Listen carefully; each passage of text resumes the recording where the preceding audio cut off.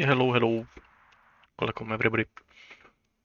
I will do a quick audio check again, so you will hear an echo for a second. A quick audio check again, so you will hear an echo for a. There we go.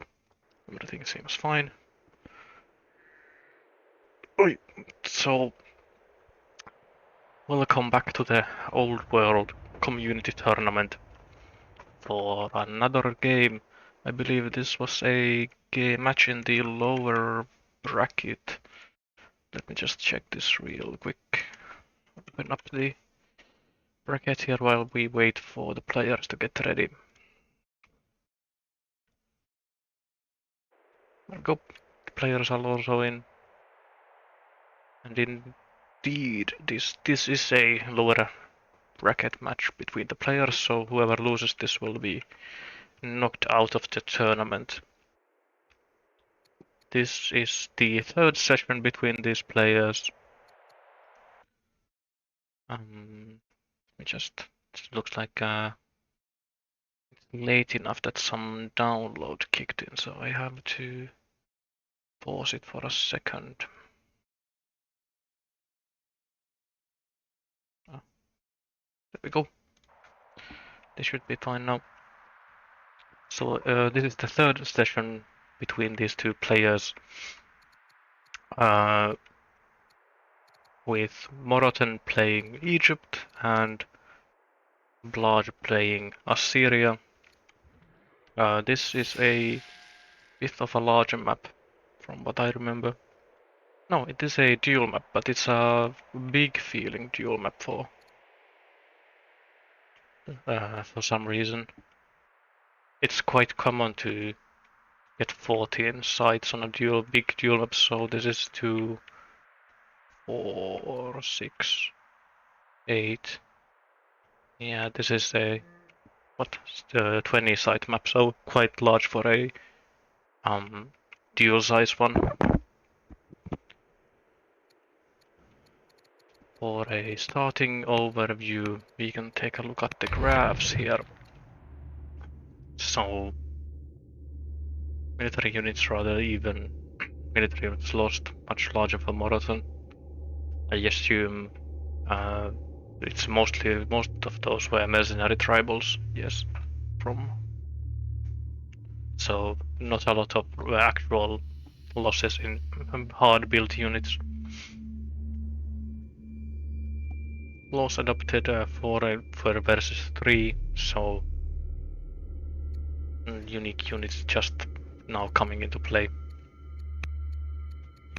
For civics, Assyria is leading by quite a light margin.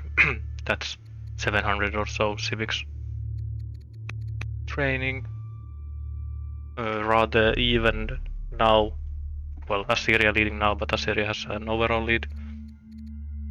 For science, it's very even, 60 science difference between the two players.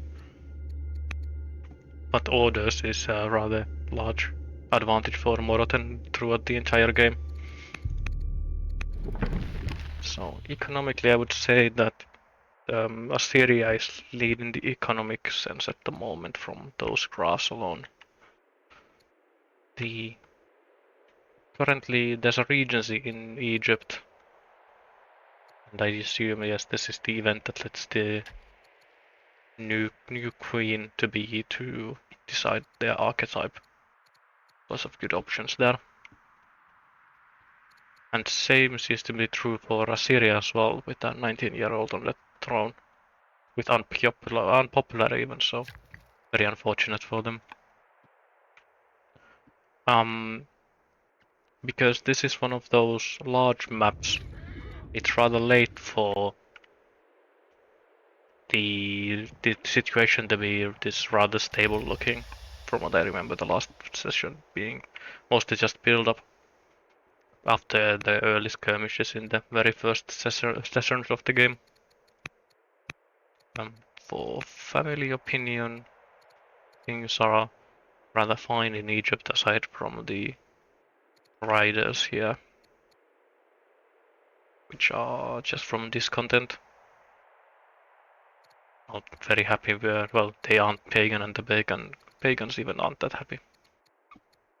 for the Zoroastrians.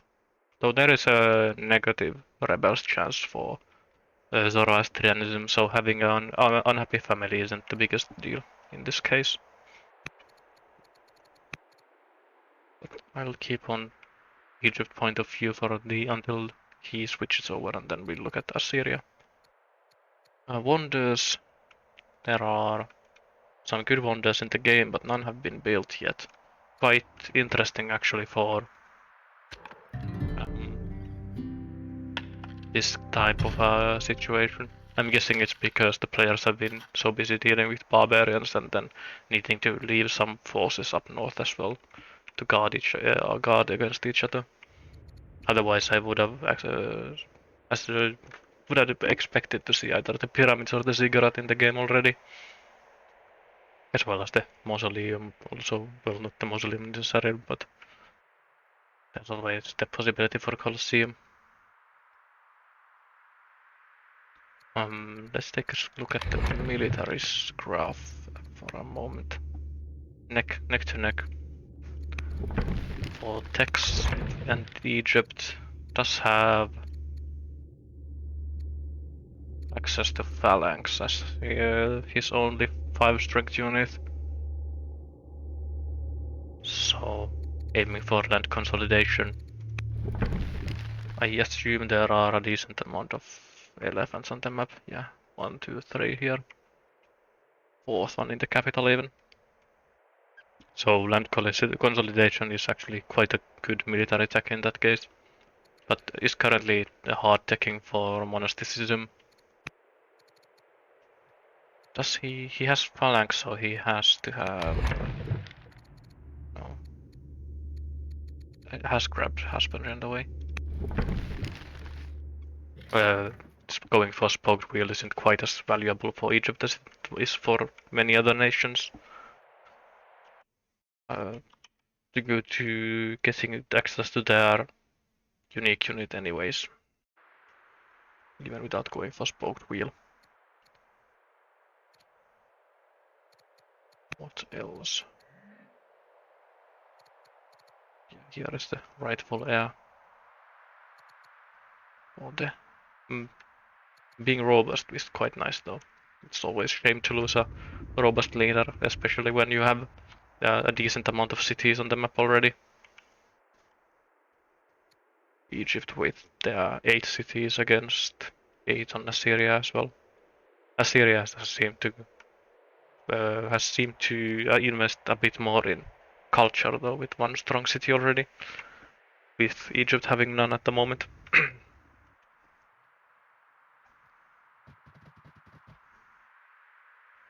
Posturing towards the north is currently at truce with the Gauls, so these are probably just defensive moves to spend some of these excess orders. Actually, is there a... What's the... There's an overview for specialists as well, but... Because here we have a specialist, but I'm wondering if we have a rancher somewhere. So is this a citizen attempt to grab Judaism? I always assume it to be so when I see a pasture specialist get built. Especially in your military city. Rather than building chariots or... No, actually it doesn't have horses in this city, so... And has not decided to go for the... No, sorry, this is a cleric city, not the rider city. I don't know why I was mixing them up. But that makes more sense than... It just... In my mind I always think of cleric cities as military cities as well for some reason. Probably because of the increased chance for cleric characters to be generals.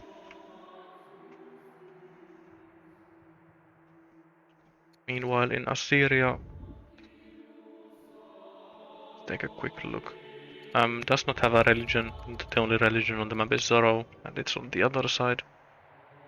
but does have music, as we can hear from swapping over. He's dealing with some rebels. Is that just from, yeah, from having very, very bad relations? Or even more so, not having any positives. It's quite rare to see so few positive bonuses towards family opinion for a family. 80 from discontent, 60 from envy. No leaders, no counselors, no luxuries, no religion. Where is the... here's the shrine. Just looks like just a shrine for the culture here to get to strong culture and then maybe legendary culture afterward. Quite a large bank of resources here as well, so I am even more surprised not to see any of the wonders being built here. Though it might already be a bit too late for the ziggurat here. You've lost a decent amount of the value. Or is that actually true? Let me check here for laws. Serfdom, slavery, centralization. So it's actually not quite true that I consider it so that the largest saving of resources you get from the ziggurat is when you hit your 4 law timing, and then again when you hit your 7 law timing. And when you need to build a huge amount of Jebel Barkal here makes also quite ambitious actually, building Jebel Barkal with only one, well, 2 Zoroastrian cities here, 3 Zoroastrian cities.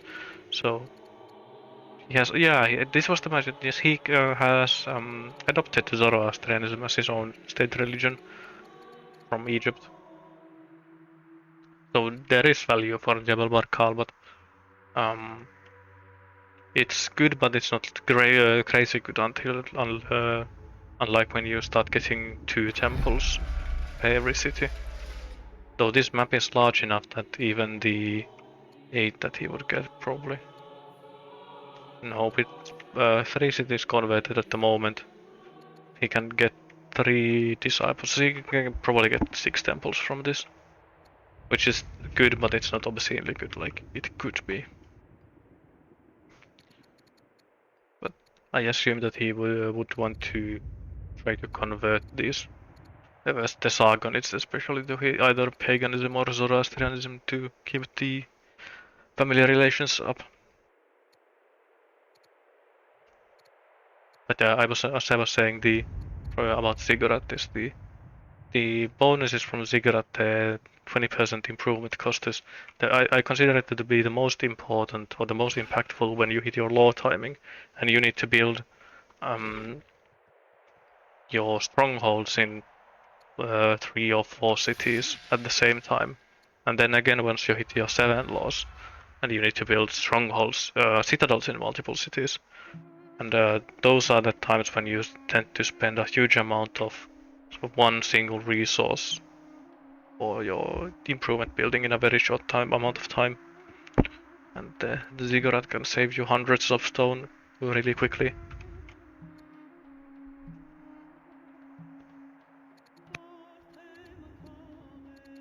Is there an...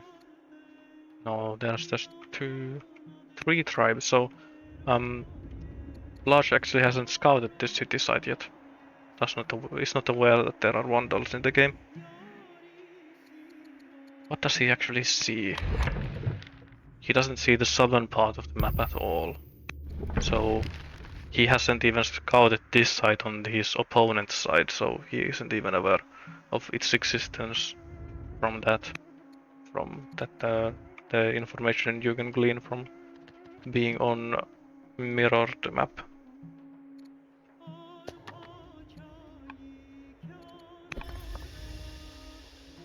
For other things,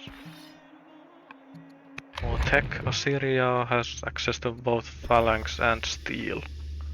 Going for forest, which I assume is land consolidation next as well. Well, it's quite nice to go for land consolidation as Assyria, especially because of these battering rams and siege towers both needing wood and forestry being on the way to land consolidation anyways. Actually, how many land consolidation resources are there? There's 11, there one. I'm sure that Sion already did a count early on. But I cannot remember at the moment. There's second, third one, but these are quite far away. Quite interesting actually. Then it's a good map for land consolidation, not really because of the groves, which are usually the reason why you would go for land consolidation, is getting the science up from building these, but rather because there are a lot of elephants on the map. There's one, two, three. I remember there being a fourth one as well somewhere. So it's mostly so that you have easy access to elephant units here, which are quite powerful. They do come out with 6 strength and the ability to push units around.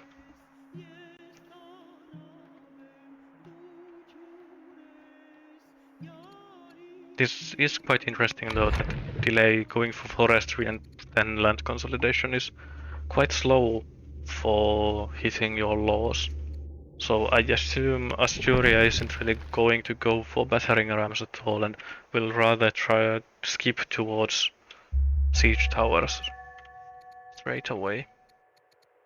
It's quite common to get your science up and then grab these later techs, maybe go to manor as your fourth tech and then grab the laws from down here, the missing ones that you need.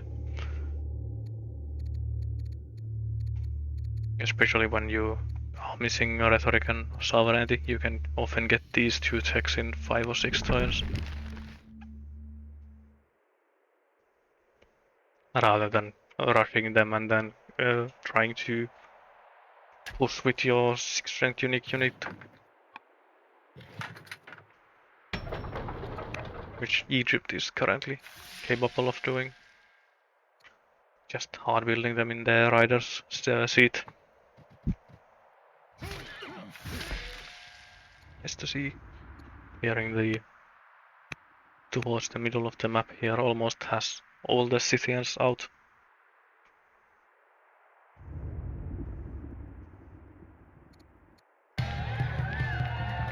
Oh nice.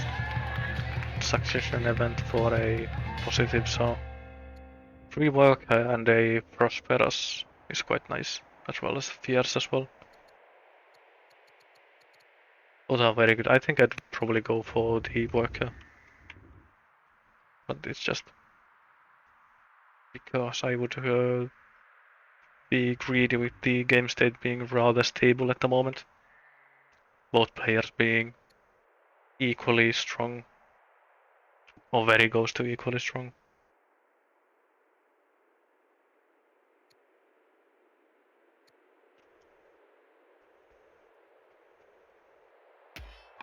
Which, though, it could be argued that you probably want to go for fierce just because you are already going for monasticism and it's not responsible to take 2 greedy picks in a row. Like to see this roading towards the front line, just so it's easier to either fight these goals or move towards the coast. I assume that means that Moroten will also try to grab a boat or a couple and try to use the naval highway.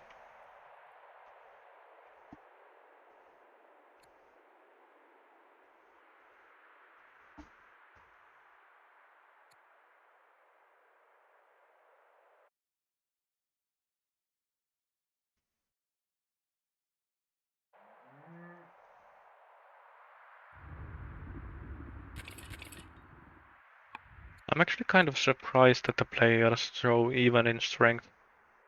I'm guessing it's just because Egypt's army is rather small in comparison to Assyria's. But it's just basically all of Assyria's units are 4 strength, aside from this single axeman.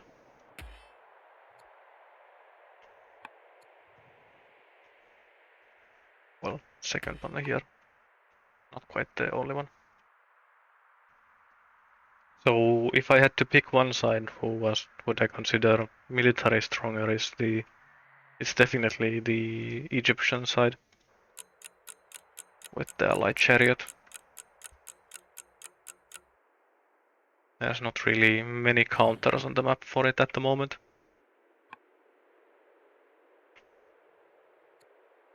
Actually, oh right, now I remember. It's this game where the landowner's seat snaked its borders all the way between the two cities and grabbed this horse into its borders. So he now has 2 cities that can spam out light chariots.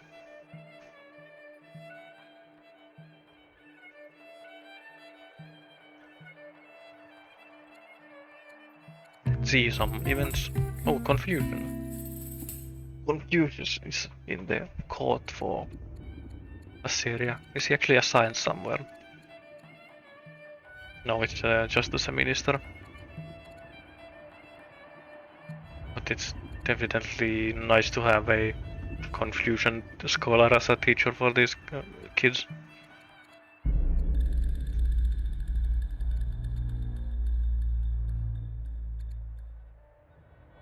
Humble, ruthless, and zealot. I've always found it quite interesting that ruthless is showing us is showing us a negative trait because I consider ruthless to be one of the better traits in the game. With the +2 training was -1 discipline, or +2 courage -1 discipline, being a very good trade-off for most military archetypes, especially for your zealots. Actually, has he?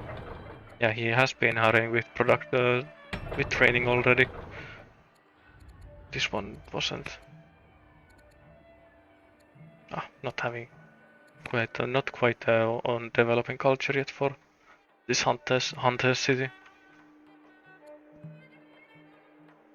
But this is a really nice map for hunters, anyways. The looks of it. Lots of birds here.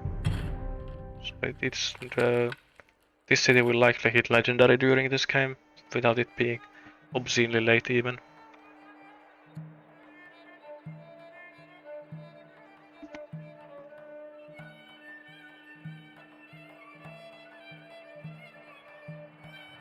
There is a surprisingly few orders for Egypt in comparison to, or rather for Assyria in comparison to Egypt.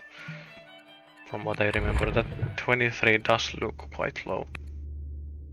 Yeah, 10 order difference between the players, and it's not even because of improvement construction here, with only -6 for Assyria. Sometimes you see that and it's quite misleading with one of the players having 10 or 11 or 12 workers building at the moment.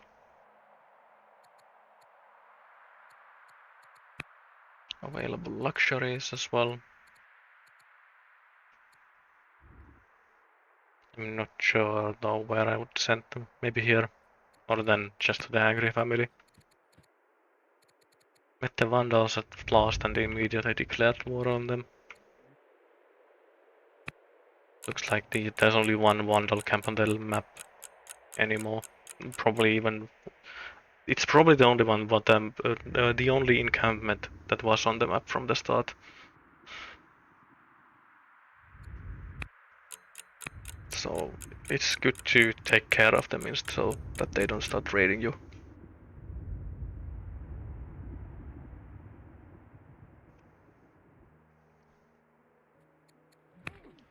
Let's see.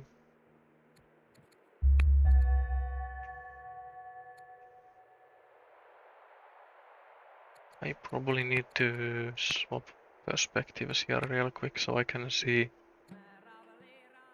this upgrade here. Oh no, it was somebody else than the queen herself. Maybe it was the last promotion that the regent got before she gave the crown to the rightful heir. Quite balanced in her stats, the new queen. Which is on competitive mode, when the bonuses don't scale as much to the higher you climb, it's quite nice to be balanced. When you play outside of competitive mode, you start getting compounding increases the higher up you get in a skill. While in here it's basically a flat increase per point in a stat.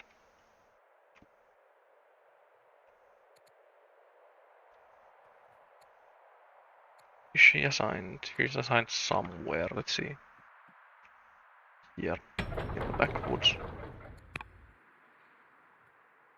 But it's... well, it'll be nice once land consolidation hits. And I guess you want to build multiple urban improvements in this area anyway, so you can get the decent amount of use out of having the -1 build time in this city. For road networks, test is quite nice natural river network that covers the capital and the couple of the first expands. And Egypt also has roaded to it, so has basically every city connected now. This one is still missing a couple of tiles of road. So very nice for Egypt. He's only missing now the aggressive roading forwards when he actually wants to go and attack. But has the reinforcing roads in place already. Aside from maybe this city here. Which is connected but not roaded, so it's you get the bonuses from being connected, but you do not get the bonus for growth from being connected, but you do not get the movement bonuses from roads.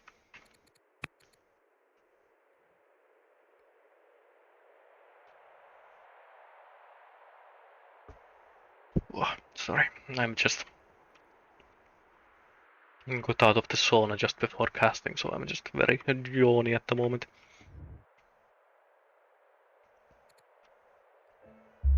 Let's see roading here.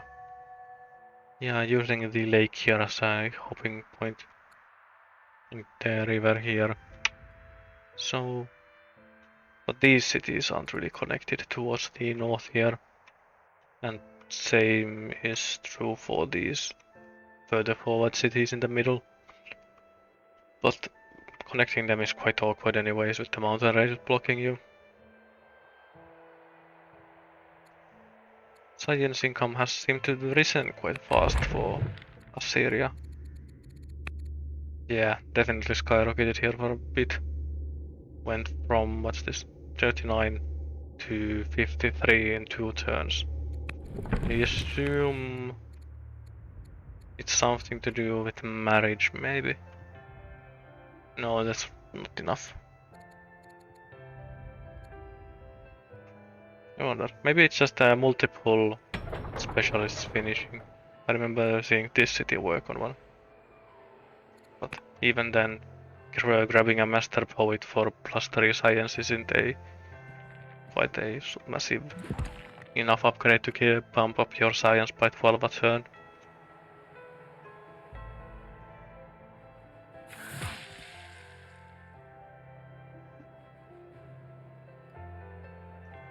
I'd actually love to see a couple of these Zoroastrian disciples move far south to these newly founded cities, so the temples can get them to developing culture really quickly. Otherwise, it's quite a tall ask to actually start get the infrastructure for these to get developing before it becomes kind of irrelevant. Well, hitting developing is never relevant, but it would be nice to have the possibility of rushing stuff out as soon as possible.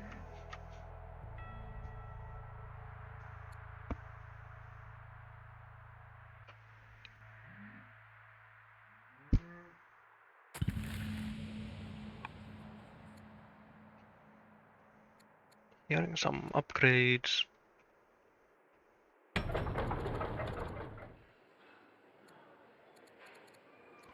See how expensive is it to rush?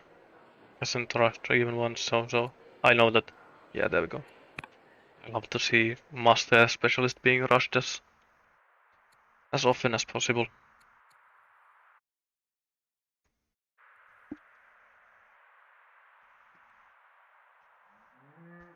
But it seems like neither player is really in the mindset, at least, of attacking one another. I don't think Assyria really has enough of an advantage at the moment to even go for an offensive. While Egypt would have a um, small opportunity here with when this light chariot and this light chariot finish to go for a push before Assyrian spearmen hit the field. But I think the Assyria will probably reveal the spearmen before Egypt has the third chariot on the field, so I assume that any aggression isn't really happening in the near future.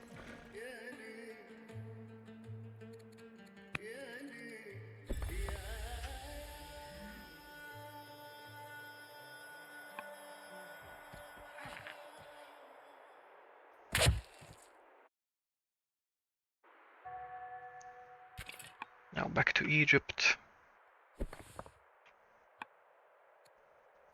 Let's take a quick look at the generals available for Egypt. Quite a nice selection, actually. Yeah, it's because you get a lot of riders, generals, and then even decent amount of the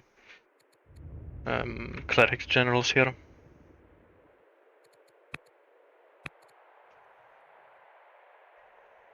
Monasticism in 3. I wonder what the plan is after monasticism and land consolidation. I assume it's just to Burkina. Seems like the obvious choice. The slightly spicier one than going for Burkina would be going to pikes or even swords. I quite like the option of going for swordmen as Egypt with your ranged mounted unique unit. The mounted lancer, kind of pulling double duty. Might be the most flexible unit in the game, the mounted lancer, in my opinion. Both fast and with 2 range. Let's see, actually.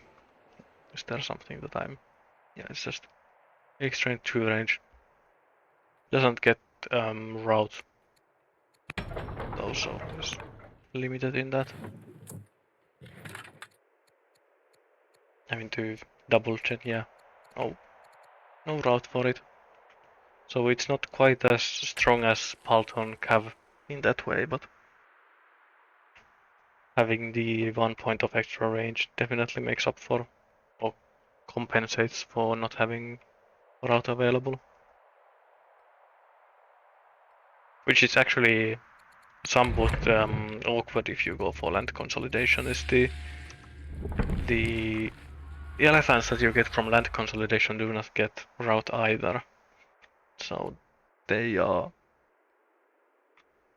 do not replace cavalry in that sense. They are more of a replacement for your 6 strength melee units like macemen maybe. Or rather, they are kind of unique in being 6 strength in the time frame when usually the only other 6 strength units on the field are your national unique units. National unique units.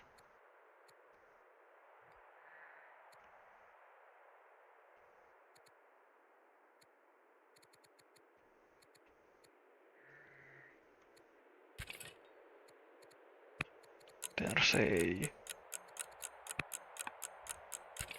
I'm wondering if which player will go for this camp. Egypt is certainly posturing to be the one to attack there, but hasn't seemed to pull the trigger quite yet. He's probably conscious of all of these Assyrian troops being able to interfere in the fight if he goes for it.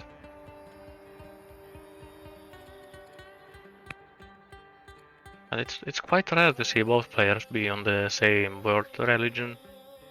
I don't think there have been many cases in this game where that has happened. But if Blaj was planning on going for the Jebel Barkal a couple of turns ago already, it makes a good amount of sense to grab it as your state religion, rush out the Zoroastrian disciples and spread your religion before Jebel Barkal actually finishes.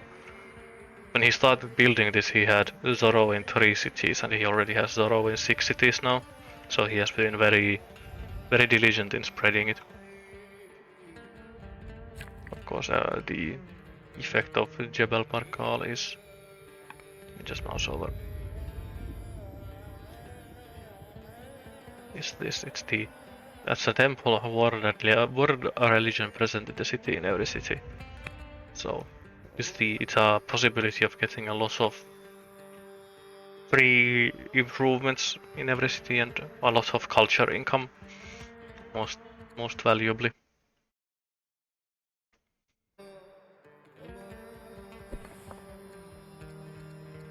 No, actually, I didn't notice there's a eagle eye marksman slinger here. Unfortunately, the last promo isn't super amazing. Heckler is the largest amount of combat strength, but it's also quite niche in a way.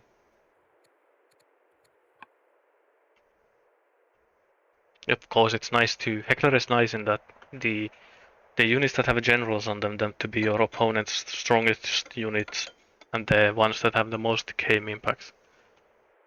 But they are also the least common units on the field compared to the 10% bonuses of standing in trees or standing on hills. It's a lot less in your control on when you can actually make use of Heckler.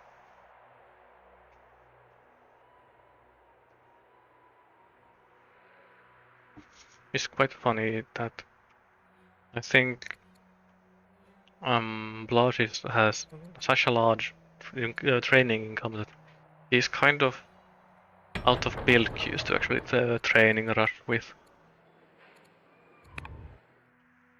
Wait, he's running festivals so he can get more citizens that he can rush with this extra training that he has accrued.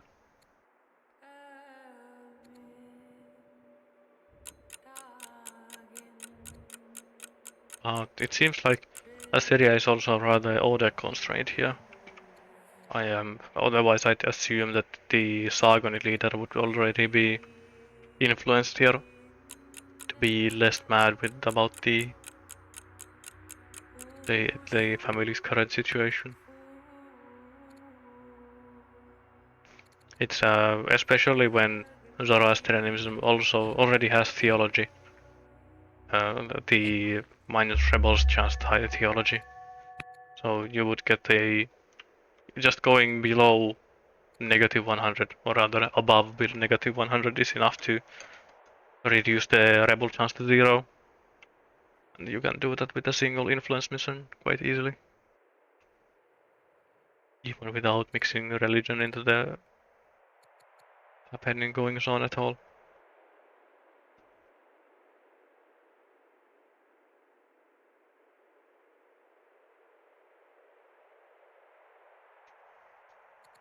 Oh, autonomy, let's see. One of the most difficult events in the game, I would consider, with Zenobia being such a good character.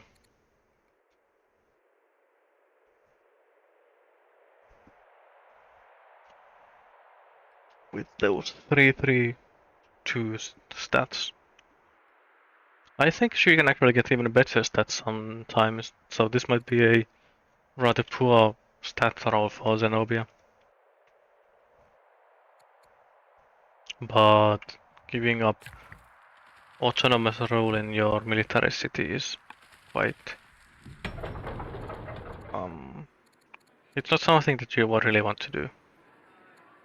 Especially when this city has both horses and camels, so you can definitely just build unit from it even before you hit your developing culture. Or I'm guessing, I guess this city will probably hit developing culture before um, Moroten has access to camels. So there's a decent stockpile of wood already, so going for monasticism isn't going to break the bank. Actually, where's the Zoroastrian holy city? Here. But no temple. So no free disciples from that for Moroten. I quite like building the Zoroastrian holy... What's it called? Holy the Wonder. The Zoroastrian church. The... Sorry, they're not there, but here. The Adon Burzen Mir. Because it only costs 200 stone. It's the religious wonders are the cheapest wonders in the game. So 200 stone is usually quite affordable, even on these small geo maps, and the value that you get from Zoroaster, those free disciples, is quite high, especially if you actually want to go and build your monasteries and temples. And with this surprisingly large dual map, it's not a it's not unreasonable to go for temples in a game like this. If you have decided that you will go for 7 laws instead of trying to do anything super early, so you can grab Orthodoxy as your maybe even 5th law here. Because at the moment, yes, Moroten is on 4 laws, so you can grab Doctrine as your 5th and then 6, 7. And then you are off to the races and you can just start spamming out those mounted lancers. And mounted lancers are also very scary on these larger maps where you don't really have big choke points because they can move so far with these. This chariot already can get all the way to these Assyrian cities, and it's not even the right one. Here is the right one.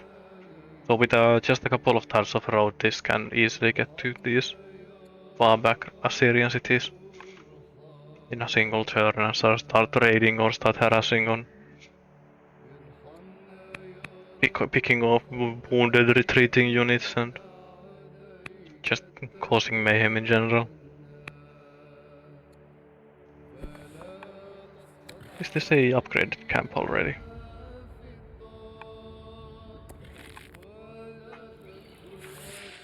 No, it's not the strongest one yet.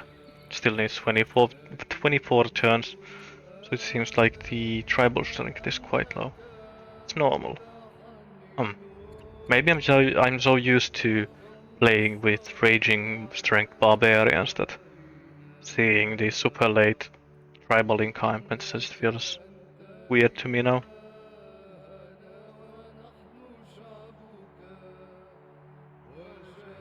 I swear I've seen a bastion spawn on like turn 60 or so, and we are already past turn 60.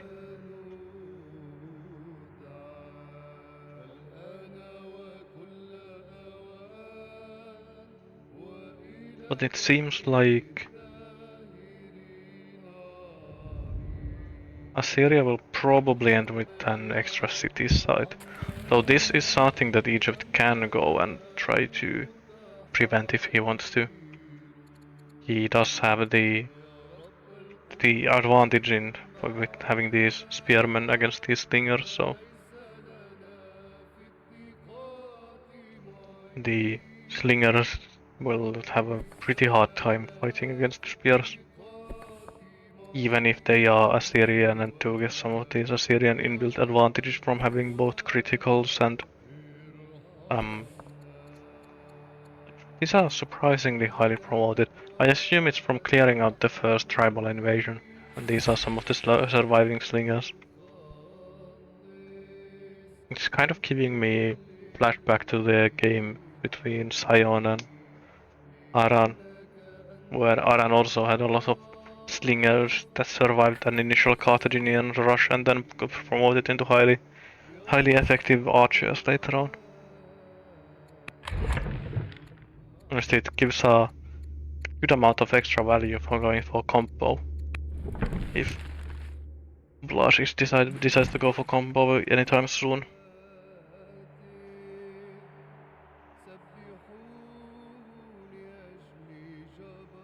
He's negative in wood though.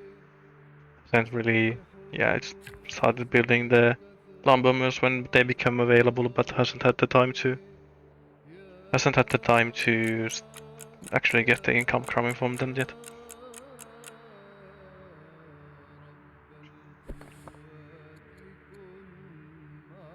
And luckily for Assyria, it's also the happy family that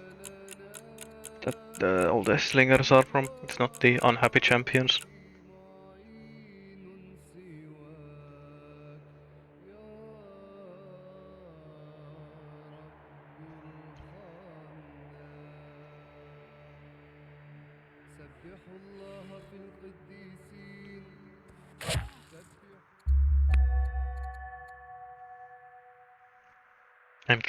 I'll try to keep my camera steady whenever the turn rolls over in order to not cause an immense amount of stuttering.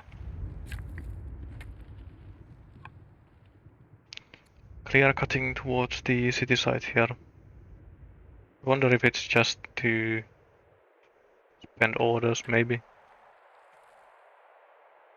Ripping for monasticism, but I don't think he will have the disciples to actually build that many monasteries to actually spend all the wood.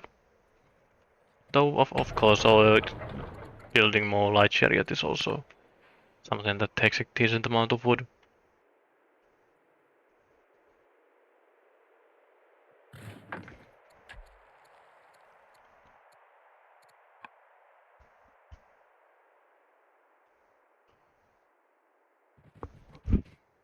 Doesn't have vision on the sensor side at the moment for Egypt, but it definitely seems to be aware that something's going on there. Could be that he's just moving to clear the tribals from there and isn't aware that there are Assyrians. Or could it be that this scout momentarily had its eyes on some of these Assyrian units. With this map being so large, I'd actually like to see an extra scout for Egypt. Does Assyria have... which level of scouting does Assyria have? The answer seems to be none. Are all of his scouts dead? Where are they? There are two scouts. There's one with the army, which makes sense, and one that is stuck near the capital because he doesn't have the orders to move it around.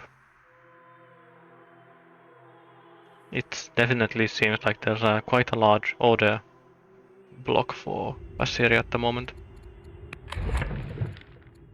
Makes sense. He hasn't gone for husbandry yet. So that explains the large order difference between the players. Because the... Wait, are there horses? Yeah, there are horses, so you would get a decent amount of income from building pastures and horses. So I'm actually still kind of... I'll have to check from where does the order difference come from. The legitimacy is similar. 7 orders from the capital. Is this a... Yeah, it's a robust governor. And then, where do the other orders come from here? Oh, Priest of God's Consort giving +2 there as well. So you get +3 from that, and then some from these elephants, some from the garrison. So that's a lot of orders there. Probably the capital alone is probably enough to be the difference between the two players or the income. For some reason it feels like I never get this event from God's Concert. I only get the one that puts you into mourning.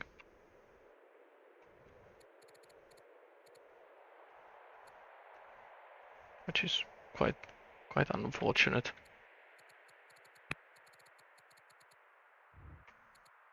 Family opinion still good. Let's see, lots of courtiers actually.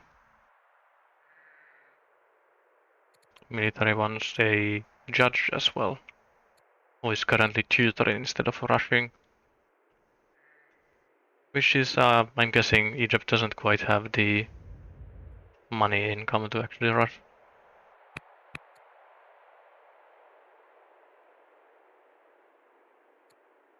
Building disciples here as well. Yeah, it's also divine rule. From having clerics where some of these orders come from. It often escapes me in this screen because it shows as a city income.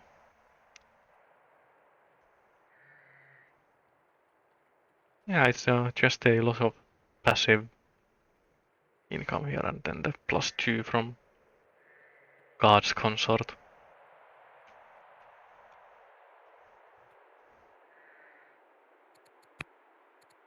Now the question is that what will Egypt do about these temples when they come up? I assume that Assyria is now tempted to grab an extra theology for their religion to get some of the monastery bonuses. Let's see, the theologies. I never remember what's the... There we go. So the tier 2s, because there's the... Well, this one isn't super nice because there's only one religion in the game at the moment.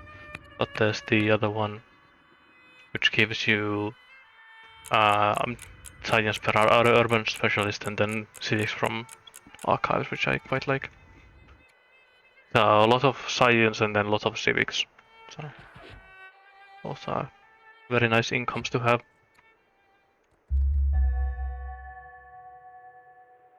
Did not lose any of the slingers here. Assyria, so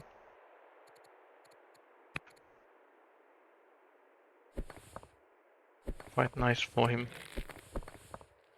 It's a shame that Egypt doesn't have ice here, because I'd love to dive on these units. Try to pick off this one with Eagle Eye. Eagle Eye Horsebane is actually quite a scary unit to fight as a horse nation against. This is why I need to still do this. So I can see these events. Negative events. How long did... let's actually check the monotheism, polytheism available. I assume it's monotheism. I don't really think Egypt had particularly good shrines.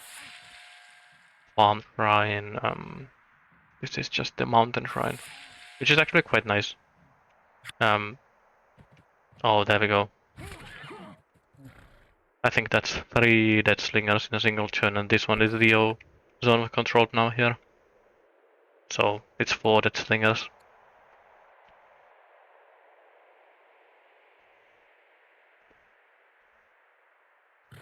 managed to get the route there.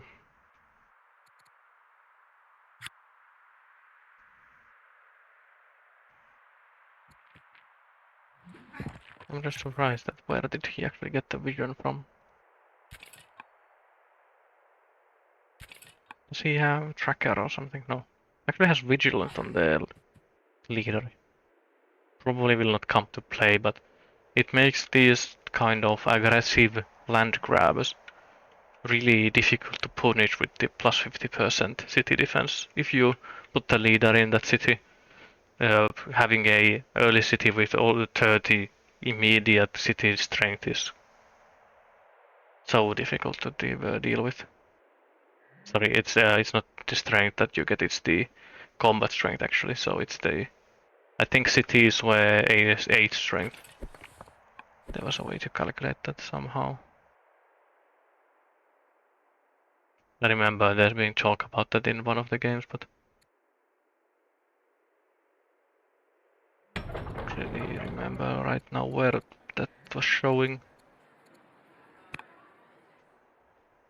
But anyways, having plus 50% on that makes it so that your cities are basically unbreakable.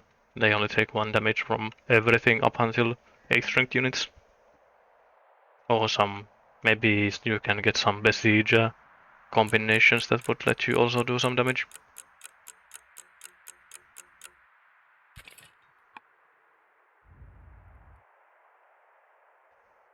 Actually, I was wondering why this spear was standing here, just waiting, but it's of course it's guard in the pasture, so the capital has access to these horses.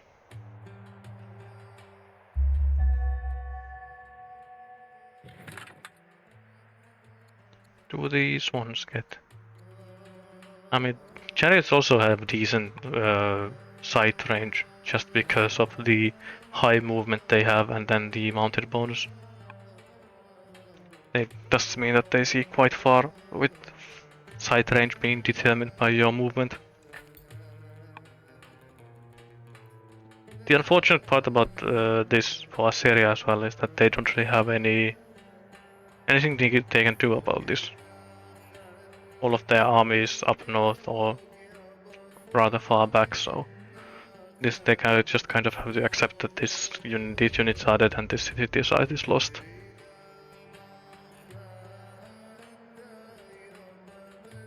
Luckily they have been building spearmen here, so I don't think this city is in danger. It's 4 units is it's enough to threaten a city, but it's probably not enough to take a city when there are still units that can reinforce it.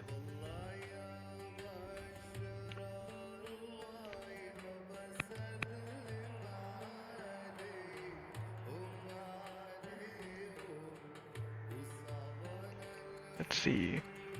Still finishing monasticism. Has the science graph gotten evened out? It's actually a small dip for Assyria, but they are still need a very large jump in science production in a short time.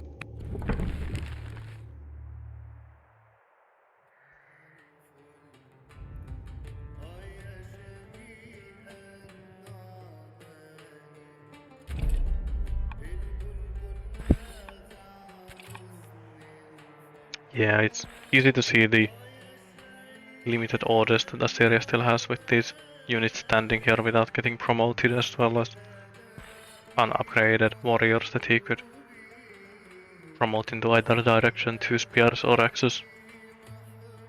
Though it's probably better not to upgrade these units even at the moment, if you want to keep them in reserve rather back here, so you can wait and upgrade once you see what you are actually fighting. Lets you save a good amount of upkeep actually.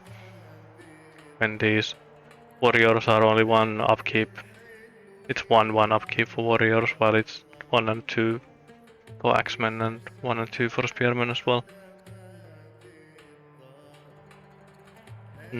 For some reason I always think spearmen have a wood upkeep, but no. It's only chariots that start getting wood upkeep from what I remember.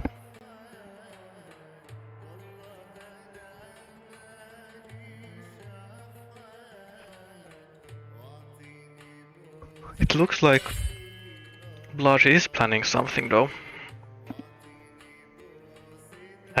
Has his queen on this spearman with 8 courage. It does make this a 7 strength attacking unit with focus and bloodthirsty.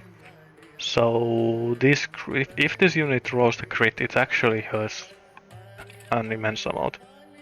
Yeah, it's 16 damage crits against his other spearman. Could actually one-shot this chariot if he rolls a critical. Which is, I mean, it's an 18% chance, so it's not nothing. It's something that it's very well in the realm of possibility.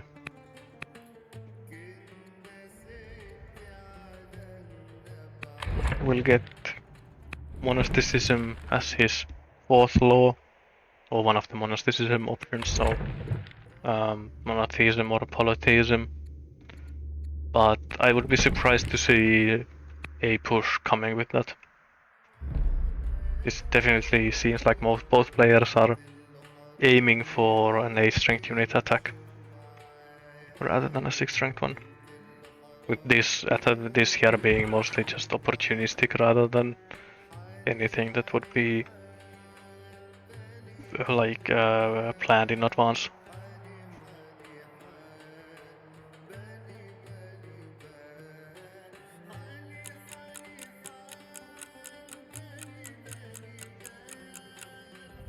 Do we have a settler in production already? Yeah, there's one. But it might be for this city seal, so... Oh, there's actually a settler in production for Assyria. Which is quite awkward, because now with the slingers dead here, there's a good chance that he will also lose this city side to Egypt.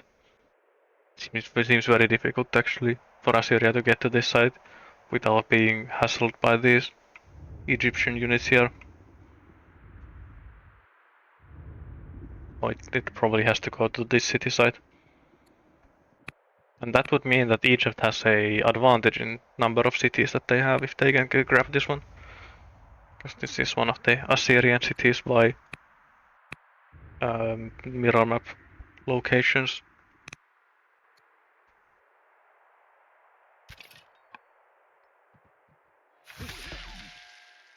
There we go, and the last of the slingers is dead. Is this the... Yeah, but it's a cousin, so this lady will probably not be the heir for the long term.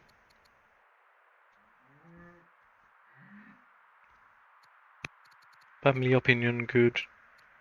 Did grab monasticism. Let's see, do we have monasteries up yet? Or monasteries going up. 1 turn till a disciple there, 1 turn for a disciple there.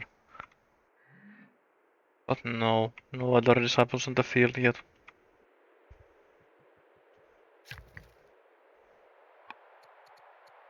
Which one? This was the gold from monasteries, so they do actually pay themselves back as well. The 20 gold a turn is not a huge amount of gold per turn, but it's enough to recoup a decent the cost of the wood that you put into them. Now grabbing spoked wheel here. It's the... I wonder if this is just for the Chancellor and the free chariot card, because I don't think Egypt wants to take further forward from this one. Because I think if I had the choice between spoked wheel and steel, I think I'd go for steel. Because of the endgame army composition of Egypt probably wants to have macemen or pikemen, or rather pikemen or swordsmen, instead of going for whatever you get from spoked wheel. You don't think you will grab portcullis this game? Or maybe you get infinite science with monasteries here, with clerics and monasteries, and just skyrocket your science income and go to the moon. Oh, and it looks like the Gauls converted to Zoroastrianism as well. Interesting. Something that is pretty rare to see, but does make the Gallic opinion much better. Though it makes the Gauls' opinion of both players better because both are Zoroastrian. So it probably ends up in a wash.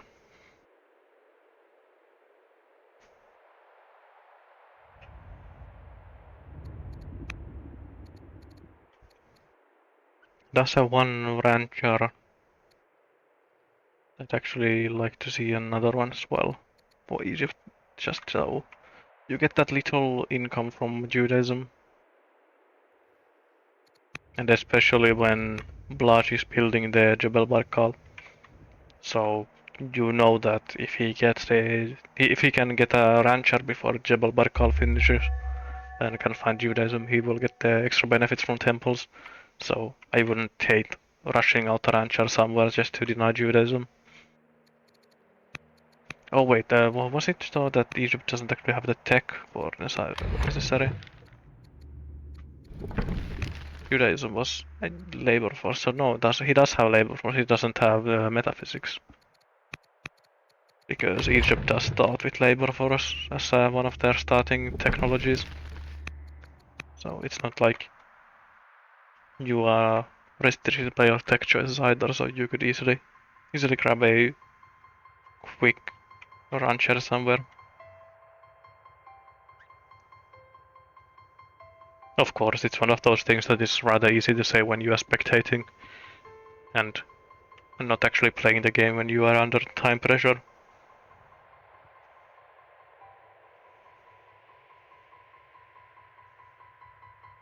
It's the only thing that I need to do here is to yap about what I'm seeing. Sargon still hate him. Hate Blaj here. I'd still love to see a as an influence mission on this head of the family, because pushing him below negative 100 does eliminate the rebel chance with veneration. But still, it seems like there's a really big need for orders for Assyria constantly.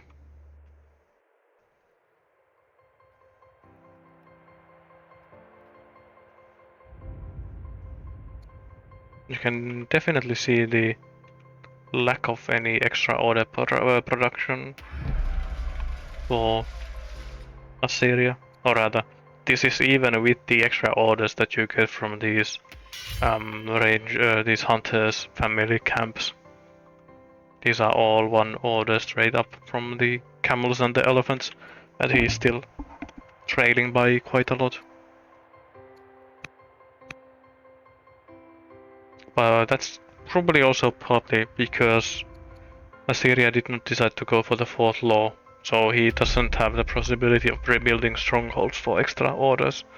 He's just stuck on garrisons, which he has in basically every city though, so he has been active in building those. He has recognized that his biggest bottleneck at the moment is orders. This economy is very healthy otherwise.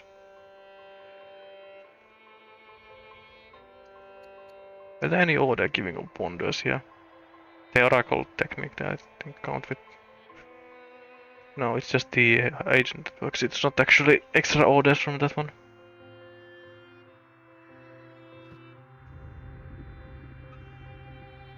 Oh, that's the yard as well. I didn't realize.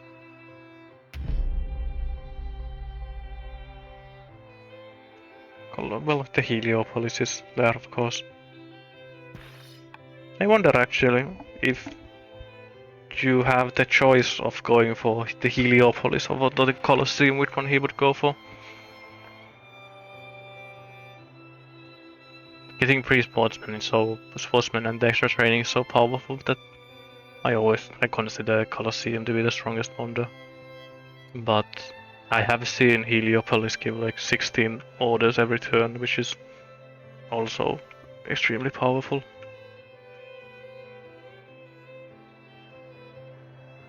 Yes, Ian in chat is saying that it probably depends on how fast you can get Colosseum online. And that's probably true. And it's also really difficult to get any of these.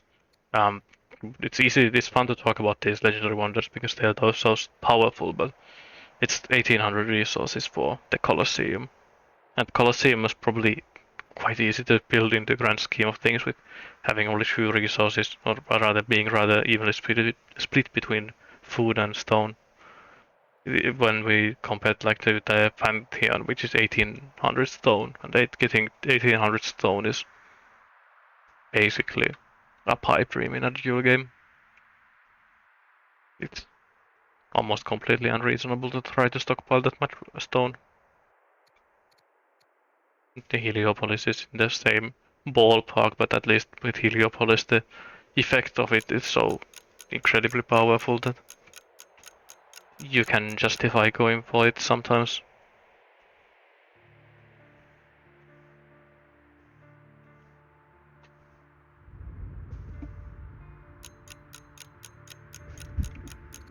Wait, did Assyria miss this? Yeah, it looks like. The Assyria has had really poor scouting this game, so he actually walked past this city site. Might not have seen it depending on which way. I believe the scout was on this forest here. So if the scout was walked through next to the hills here, he might have missed the city site, so he wouldn't know that this site exists here either.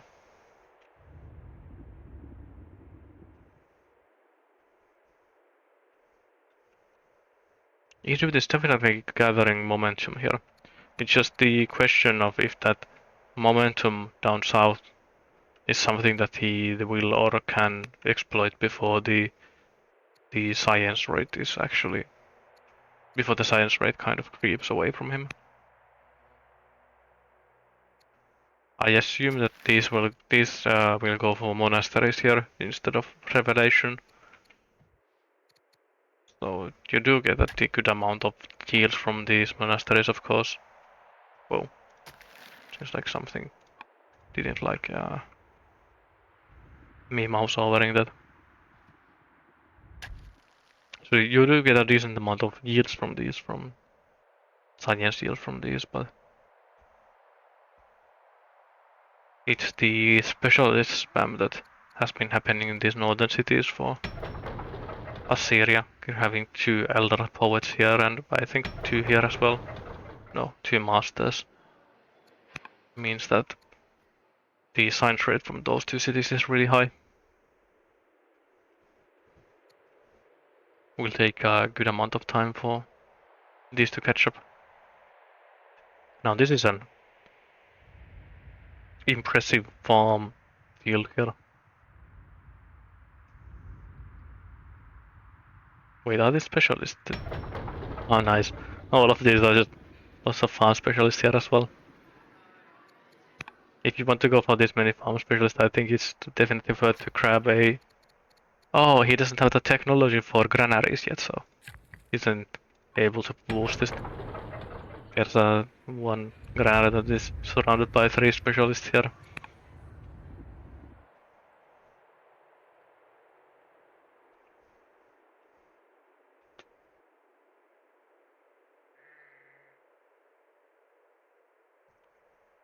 Oh, sorry, I need to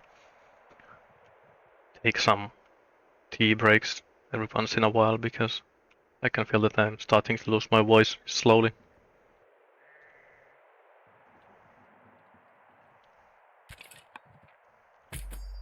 Elite Javelin. Oh yeah, it's the. Might be the last tribal unit from the first Queen's or King's reign.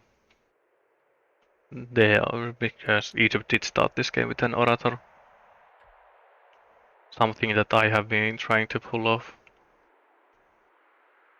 in my games as well, but haven't had a lot of success.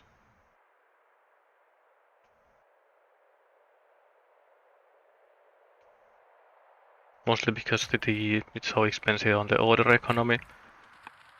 Spending legitimacy on purchasing mercenaries.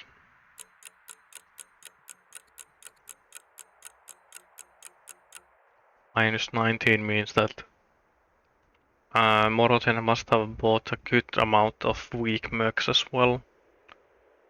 Because I don't think... Wait, I think she had 7.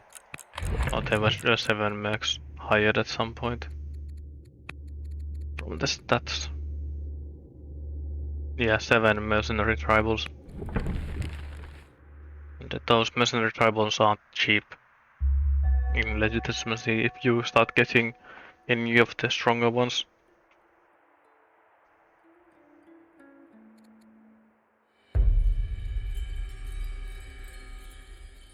Nice.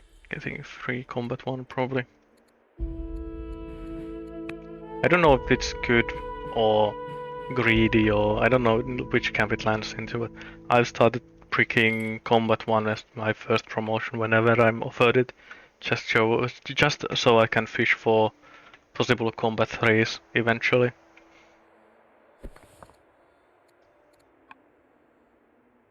Even if combat 1 is probably the worst promo in the game, but then combat 3 is the best promo in the game, so I guess it's greedy to try to grab combat ones whenever possible. Oh, this is interesting.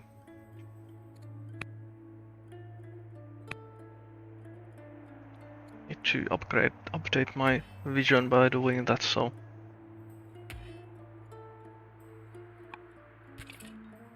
That's the dead chariot.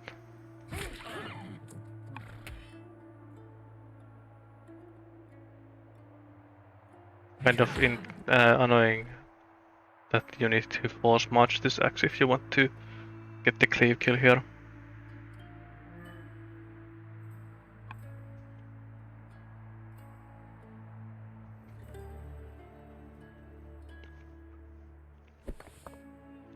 Let's see what the reprisal might look like.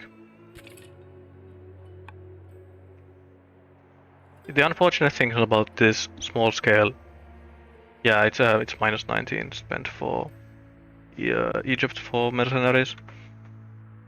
So minus 19 legitimacy for 7 mercs means that you have basically only bought 3 strength ones. But the unfortunate thing about these small scale skirmishes here is that it usually favors the player with stronger units and then the one who has more orders. And Egypt has a pretty decisive order advantage at the moment here, so fighting here is not super profitable for Assyria in the long run. Though getting rid of chariots is always nice. I think that was the only chariot that Egypt had, because I don't think Egypt had spoked wheel, so that must have been a chariot from an event or a mercenary one.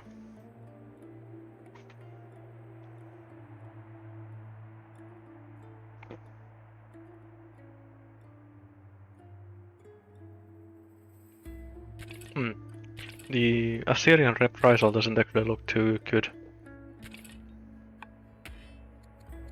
Yeah, it's a besieger here, a warden here, bloodthirsty here, so the bloodthirsty one is the only one that is in any actual danger, and even that has the zealot queen on it.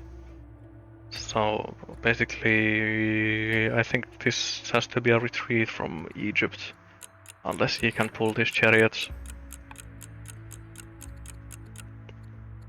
We can actually see from if we swap to Egypt here. I don't think Egypt has rode it far enough yet that these can. Yeah, even the 4 move light chariots don't quite have the reach to get here without any roading. Would need to road some of these tiles near the lakes.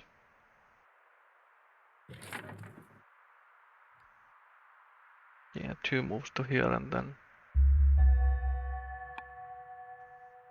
Is it missing? Yeah, it's. You just lose a lot of moving these hills here, even with the river running through them. Quite unfortunate. Because it's definitely not worth force marching these units so far down south. which is always the temptation, but I don't think this would have enough impact to actually justify the training cost to do so. This unit you could pull here, but again, these combat previews just don't seem nice enough to actually do anything aggressive.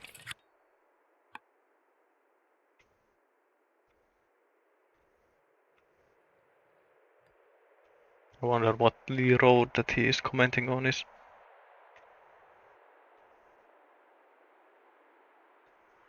Might see this one here. The one that goes into the mountain pass. Though that road is actually fake because it doesn't connect to anything. Oh, it's this one. Just hasn't updated for me yet. One of the unfortunate quirks of the new automatic point of view switching is that it breaks road visibility.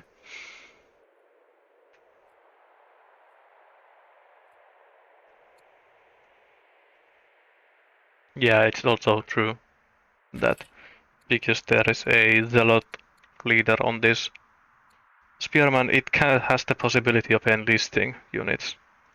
So if you march one of these light chariots down here, then this spearman can get its spear pointed towards it, and enlisting these chariots is actually so incredibly annoying. Instead, Egypt probably decides that he doesn't want to fight down south anyways and just goes up on the northern front. And unfortunately for Blaj, he hasn't spent the actions to cut down these forests near the city, so these highly promoted slingers that would be really scary otherwise don't really do much against against units in these woods. Yeah, it's all besiegers with only 3 urban tiles here.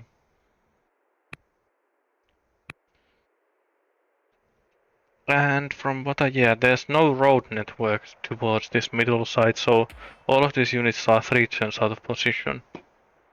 Even if you started immediately moving them back north, you wouldn't make it to the city in any reasonable time. Luckily, it's developing culture and you have a zealot on the throne, so you can rush out units here.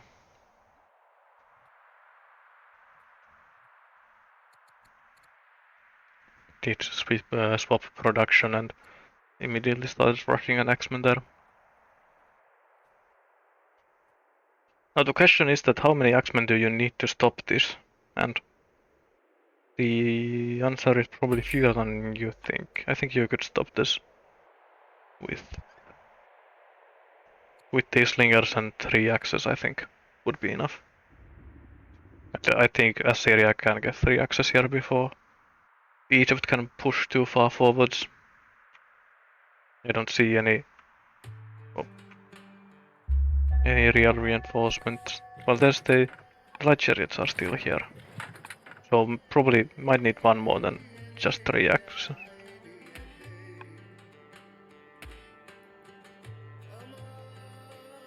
Man, it's so scary. These combat previews they are quite something to see. Just this newly spawned Axeman can hit this spearman for a 9, and if you roll a crit, it means that it's a dead unit with with a ping from any of these.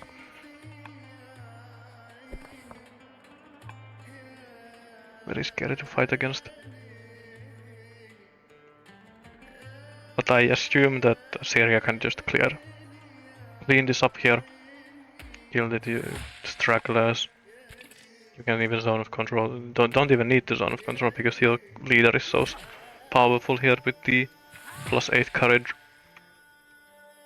Means that you have this side now and you can get a settler there, reinforce it, and this is Egyptian loss here. Yeah, this guy forced march up from this hill. Now clearing some of these spearmen out.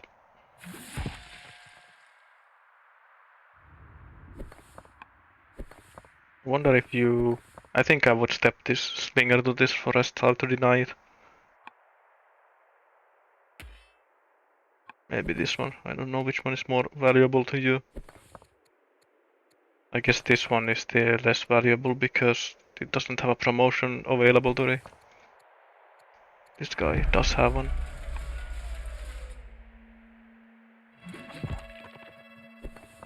So something got promoted. Just this unit got this last one. Yeah, did step into the tile. I like it. Makes it so that it's much more awkward for Assyria to try to regain the forest bonus, defensive bonus.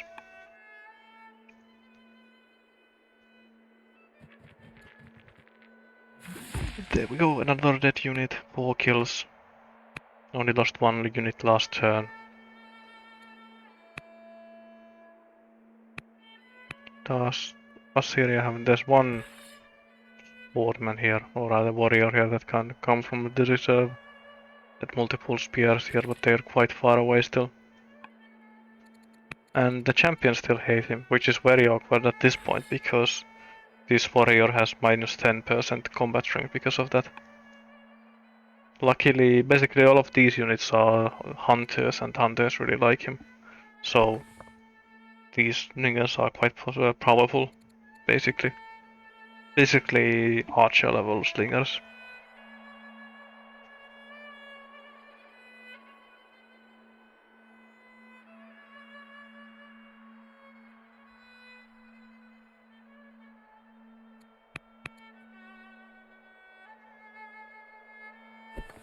Now the table has kind of turned as well for Egypt, because Assyria could get into these forested tiles here. Does mean that all the units that are left in Egypt army are kind of bad with dealing with them. With these slingers and these light chariots all having the negative attack modifier into woods. As you can see, versus into trees as ranged, minus 50%. And Assyria did spend all of their training on something, could be just rushing these units. And a couple of force march, I assume, as well.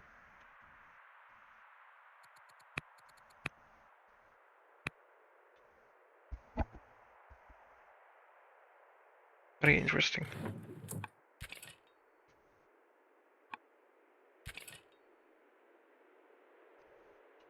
There's not just... Yeah, it's just the numbers are kind of very awkward here with the getting from friendly family and fire in the territory of the right city, and just having a negative or a defense bonus against polar units means that even this spearman can't really do much against these units in woods. I don't really see this attack being able to push forwards. And when I said that you probably can hold this with 3 axes, it seems correct that you can hold this with 3 axes indeed. Or 2 axes and a spear.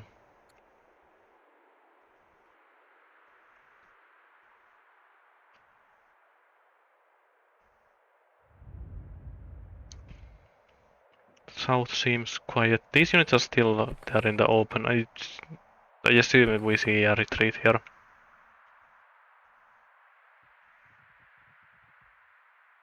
Yeah, retreat up north as well.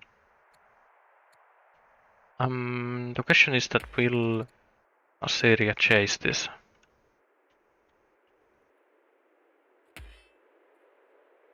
You could chase it, I think. But you don't want to do... You have to decide whether you want to chase up north and just hold here down south.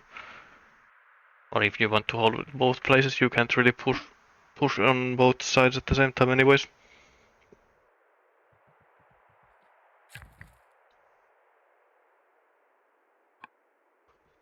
Funny to see the Oracle pop up as a recommended building.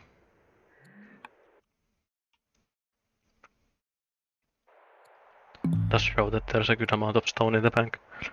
And again, when you have this much stone in the bank and you already have your strongholds up, you're not really close to 7 laws. I'd like to see a ziggurat or a pyramid somewhere. Now that you even have the tiles for pyramids. And the holy city for the ziggurat.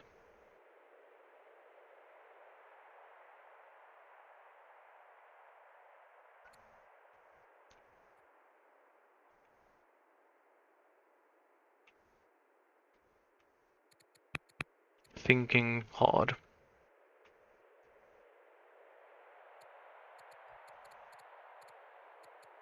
Still missing the one extra specialists for getting Judaism.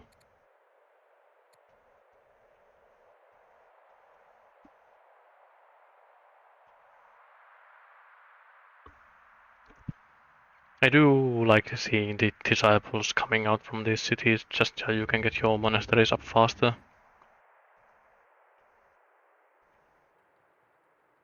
Though this is surprisingly slow, he must have built multiple of these already.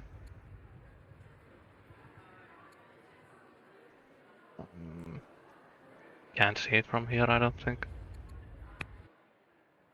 Maybe from this. Yeah, it's 60. So he has already built 4 here, and this is the 5th one. Or has built 3, and this is the 4th one. I don't know which way the preview there shows it.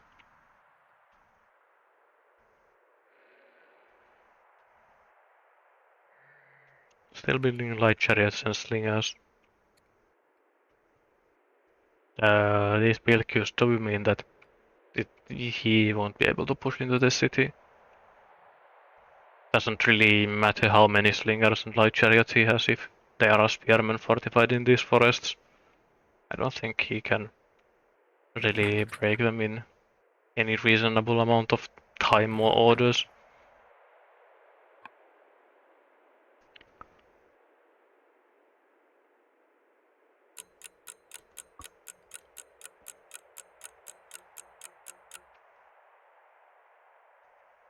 I'd also like to see an Assyrian worker come and finish this road now.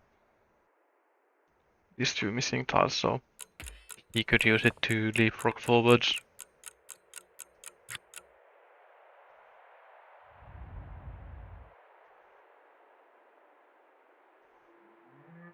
And back to Assyria, who also did complete monasticism. So could now get monasteries up. Running hunts in Moroten actually. Interesting. It's not something that you see too often.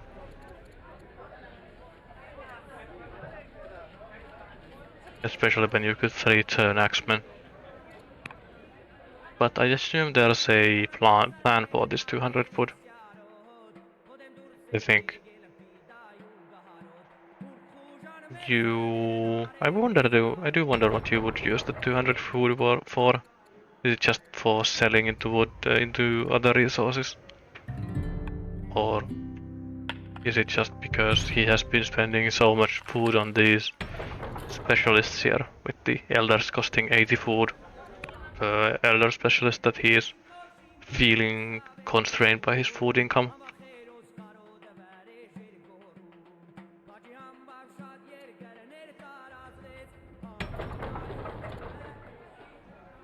Having these elder poets here. Still clearing up units. Just fighting against raiders. I figured that all of these Egyptian units are far enough that he probably won't be able to chase after them. Really large jump in orders as well. Did he... No, there's no statesman, so it couldn't have been a decree finishing either. Just went from 19 to 30. A lot of that is from workers stopping. I think he has multiple workers. Yeah, 12 workers, so that explains a lot of the jump.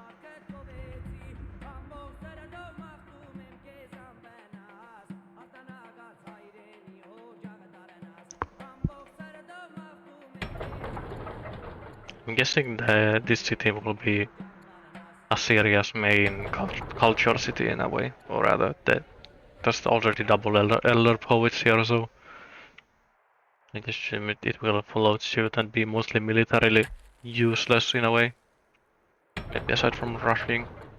Yeah, but that's been the city. The city has already been doing some rushing. As both of these have been rushed out.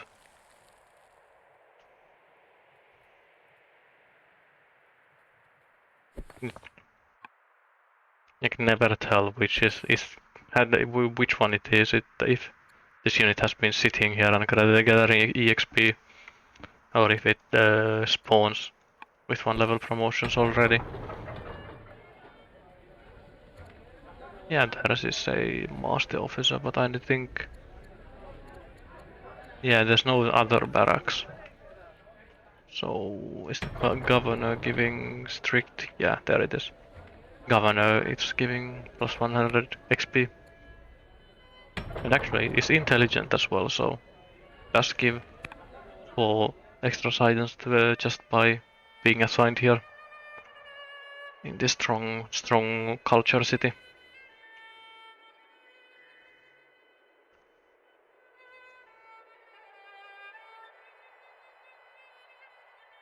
Which is actually quite well on the way to legendary. 51 turns at the moment. Could probably get there a decent bit faster if he wanted to. Though this city might overtake it with being a patron site. Though I don't think it has any pressures or resources here. Yeah, just another 2 marble. I think Assyria is quite sad that they don't have access to statesmen. I think for statesmen there. To grab their double marble and then just starting running decrease there would have been quite powerful this game. But the same is also true for Egypt, so it's not quite as game defining as it could be otherwise.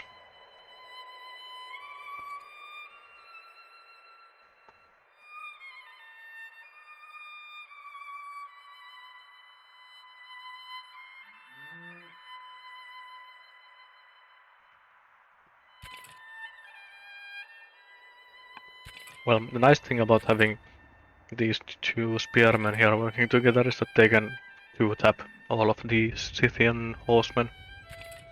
Just mean that clearing this camp is quite fast.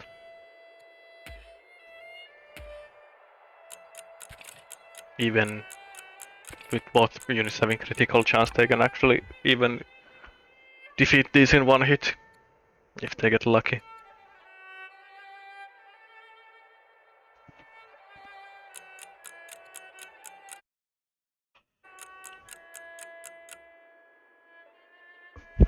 Spending a lot of the time bank available.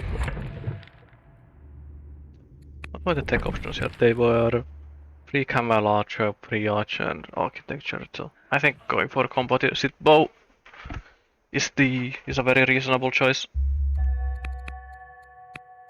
Rather than getting the free archer immediately, you can just start hard building them with your decent wood income that you have from these lumber mills here. Getting value from the shrine as well. And the camp. Quite nice. Getting these for adjacencies here. Rather having lots of woods that you get adjacencies for both fur and lumber mills.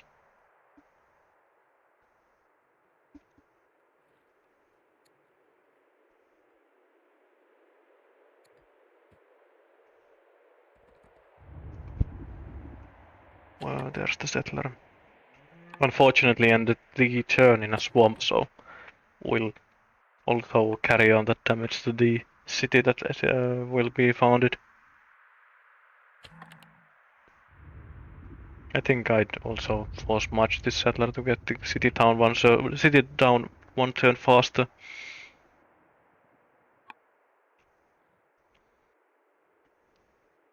It's not as big of a deal here anymore as it is on earlier turns, but consider it to usually be still worth it.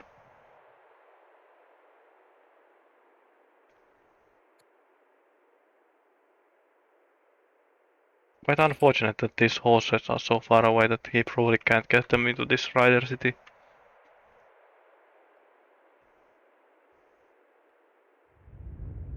Would need a lot of tile manipulation to get that far. And I don't think he has enough brains left anymore to do it.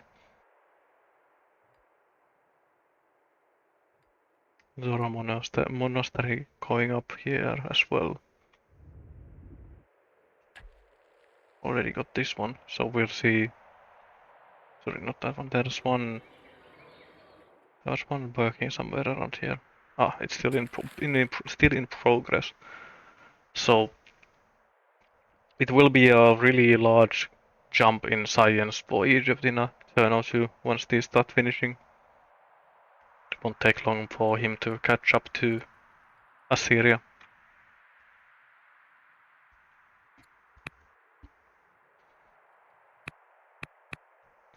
Quite interesting though that he decided to go for clerics instead of sages here.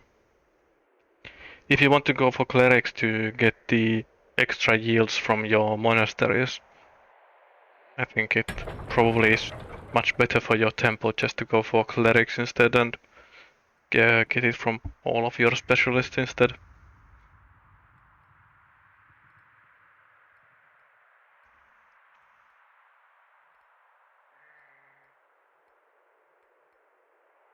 Especially on these dual square maps that are rather small anyways, and where you cannot be certain you can go for a monastery without dying. This just seems to be an oddly large one. Assyria did found the city of Gaza last turn, so that means that Assyria will have more than half the map, getting both of the central line cities here.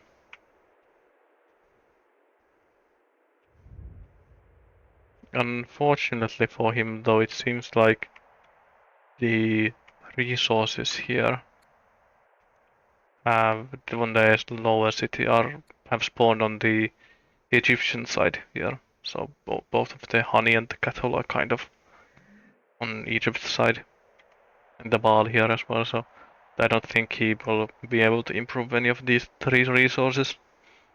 Might not even be able to improve these horses.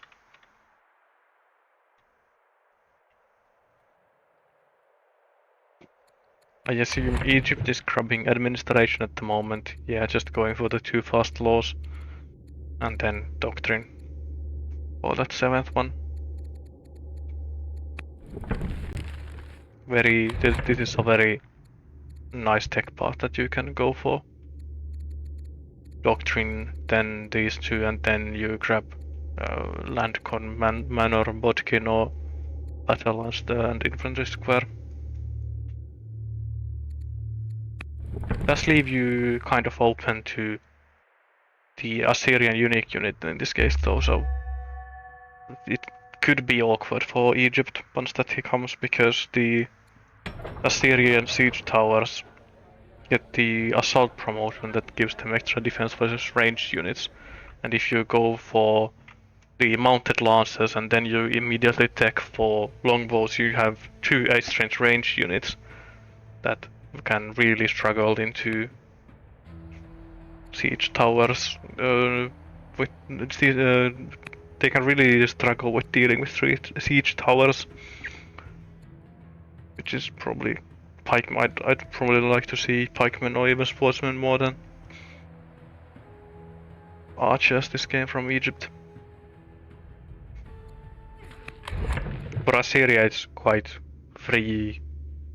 You can kind of go for anything as Assyria because your siege unit doesn't really replace anything. Or does it? It's only nice getting free crits here. The Assyria's siege towers only weakness is to mounted units. So you are included, you are kind of incentivized to go towards pikes. But luckily spearmen are usually powerful enough that you do not get overrun by a strength mounted units. Even if you just have a spearman. You just need to have a decent amount of them then. It's not like with pikes where you just can have like 2 pikes defeat an entire cavalry army.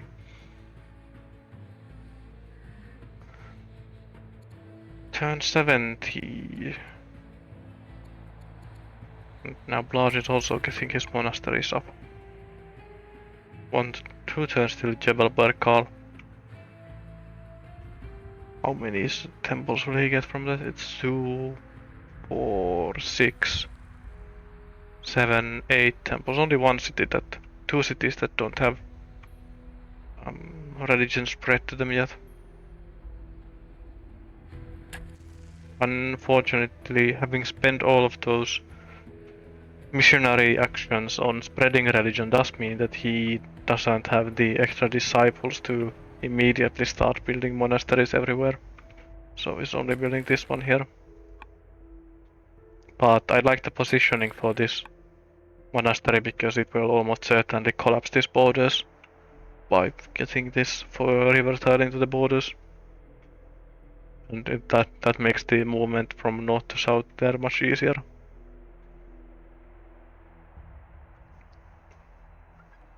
Yeah, like to see it. More scouts. That must be the scout from now. This is the southern scout. This is probably the one that was chilling here near the capital earlier.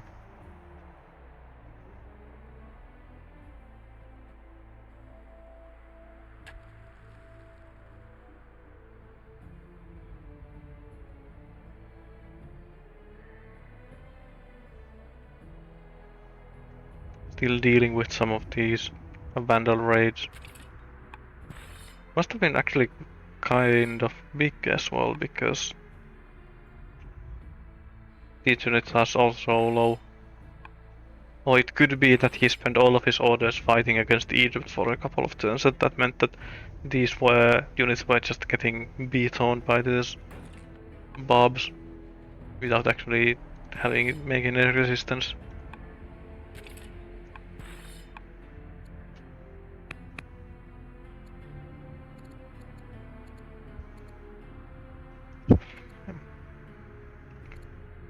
Syria is at war with the Gauls, while I believe Egypt is still at truce, so these Gauls will also send a raid towards Syria's way pretty soon.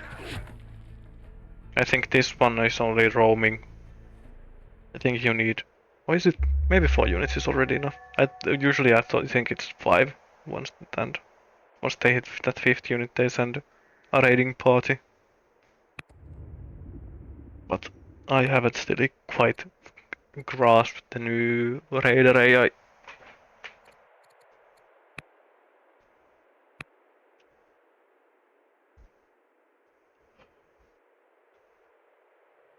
Grabbing the tech for a free light chariot here is understandable, but kind of unfortunate in a way.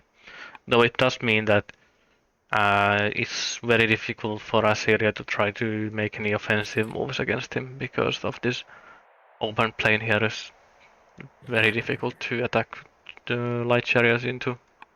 Or it's very difficult for Assyria to move into this open terrain because these light chariots can just kind of destroy all the units in the open. And there aren't enough forest tiles here to stage an assault on the city itself.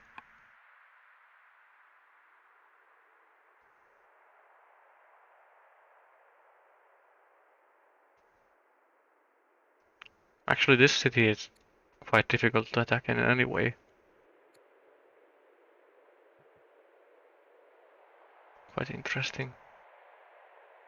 I think these 2 hills are the obvious kind of strong points, but even they aren't forested and they are so open in reinforcement that you probably need to road all the way to this hill. so that you could actually use it as a staging ground.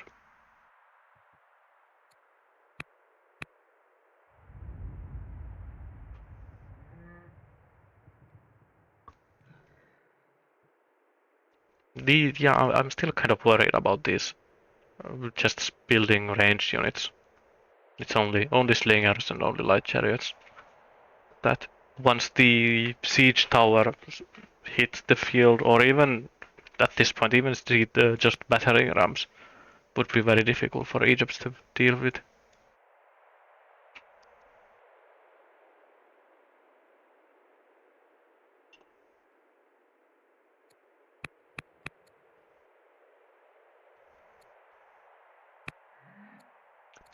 The city situation is 10 for Assyria and 9 for Egypt.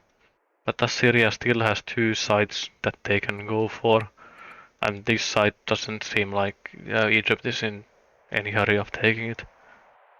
So it seems like for a good while this game will have 12 Assyrian cities versus 10 Egyptian ones.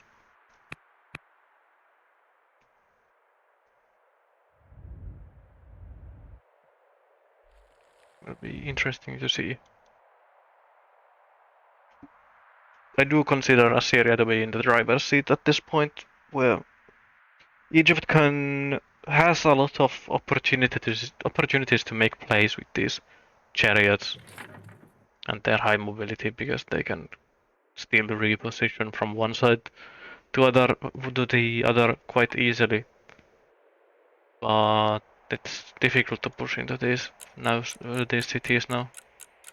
With one being a hunter city and you're getting these sentinel units, and the other one being patrons, but with the extra city defense.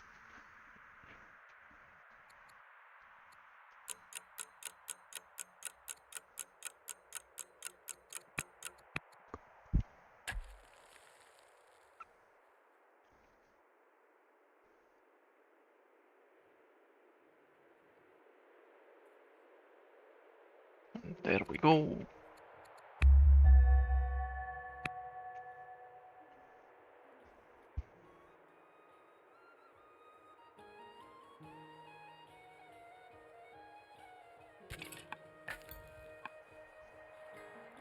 Wonder what the plan is after combo. I assume it's just straight way to Bodkin arrow then.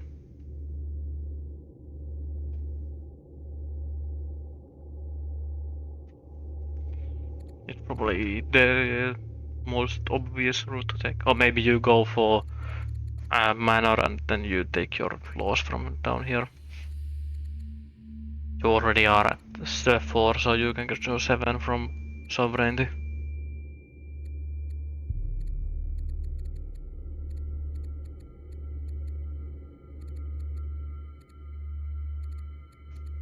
You can kind of be greedy with your doctrine because you did go for Jebel Barkal, and it's not your own religion even, so you can just leech the possible bonuses that Egypt will go. The possible theologies that Egypt will find will go towards your own religion as well.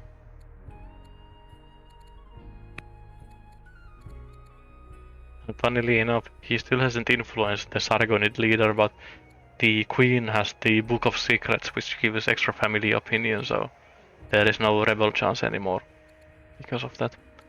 Pushes them down below 100. Or rather above a negative 100.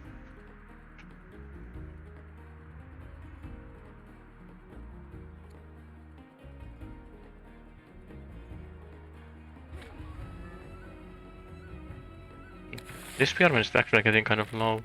Could be that it's starting to be in danger. But I doubt these tribals will actually reach it in time to be too painful to it.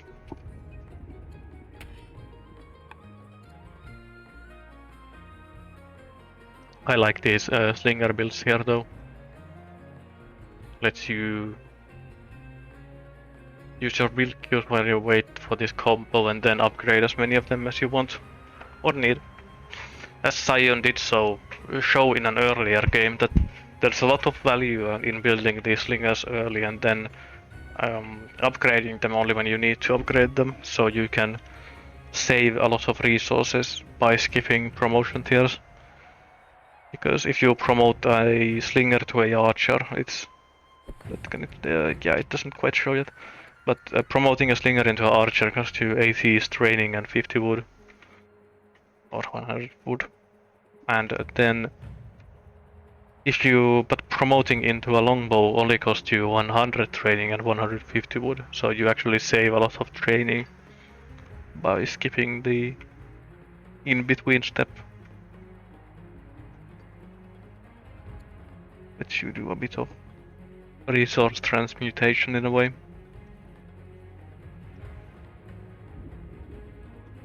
It's pretty funny when you can get something like that happening.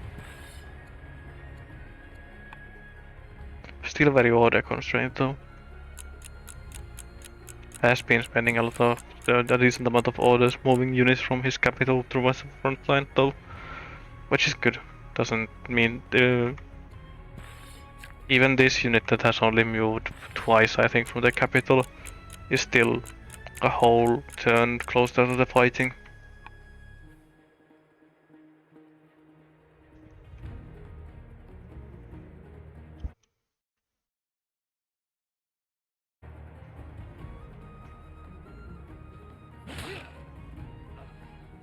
Yeah, this is kind of scary here.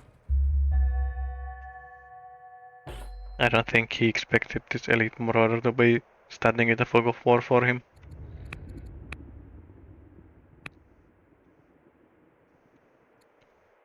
There we go. Building a fort here and fortifying on top of it is really conservative from Egypt.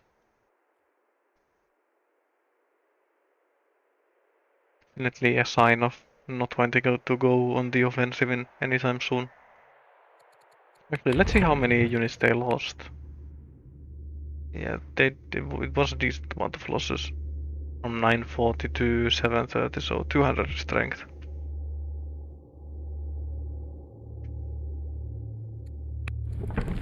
But he did wipe a lot of highly promoted Assyrian slingers. So it's not a terrible trade in that way. Those highly promoted slingers can become quite scary once they get promoted to archers.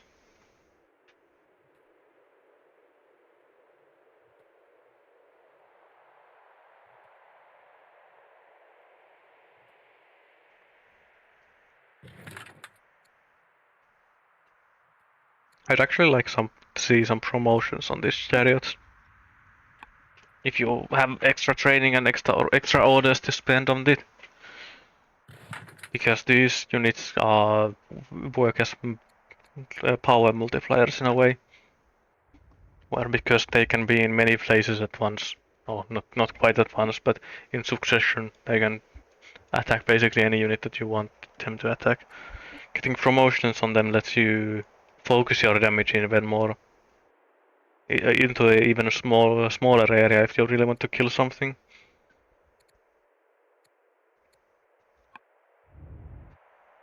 Not like these, unfortunately, aren't the most impactful promos.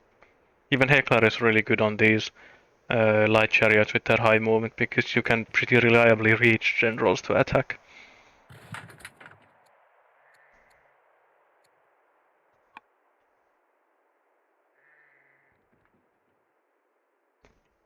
Seems like he wants to go for the camp here. Or is posturing that Assyria doesn't take it. Because Assyria has moved some units north to deal with the Gaulic invaders.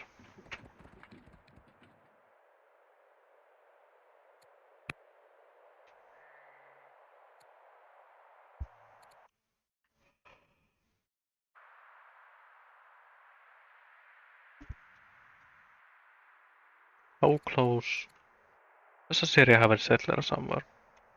No. So he has to retreat from this. He would need to have a settler already on the way, so he could found the city before this unit dies. I guess these 2 units. Yeah, the attacking it would die, so has to retreat.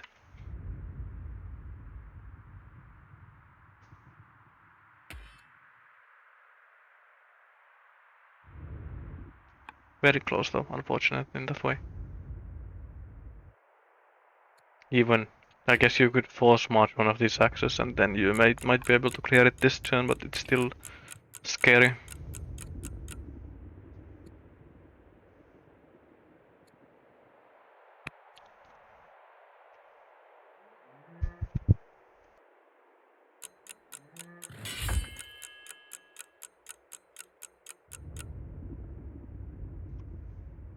Egypt spending down some of that extra time here.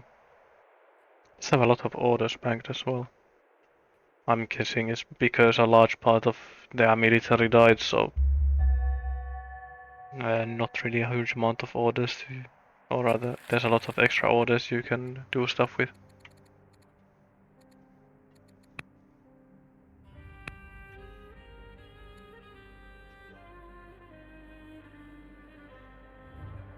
But if you have extra orders, I'd always like to see more roading.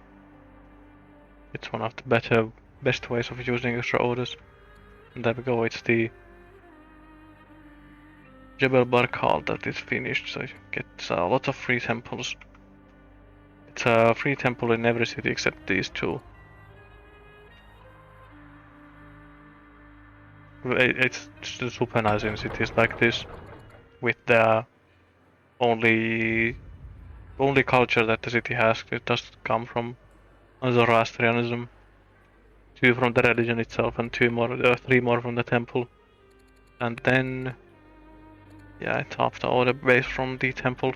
No theology for extra temple orders yet.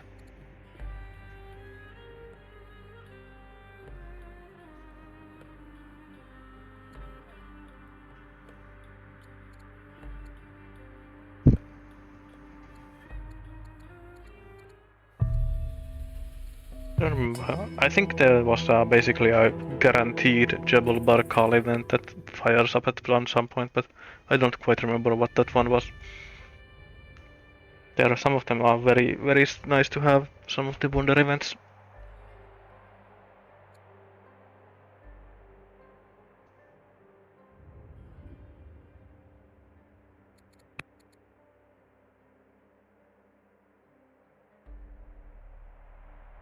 Quite interesting as well that all of the tribes are still alive at turn 72.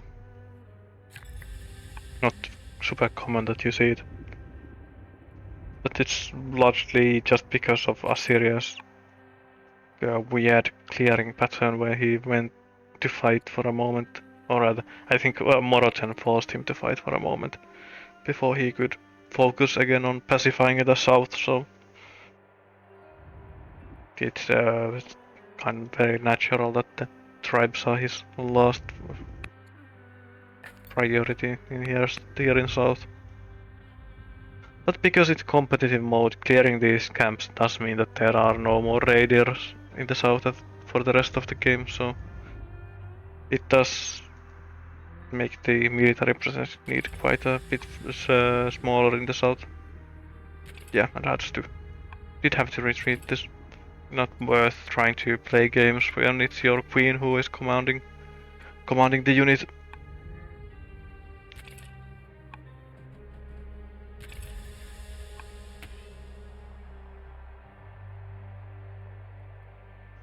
Did he actually get...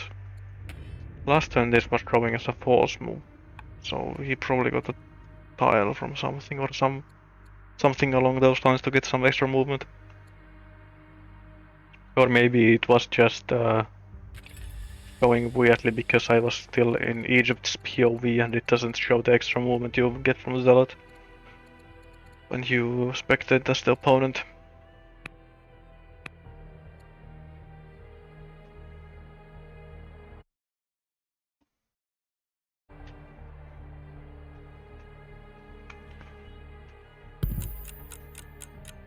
Did get a Chancellor.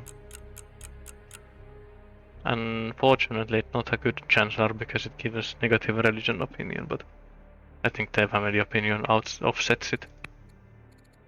Almost as the Sargon is in control now.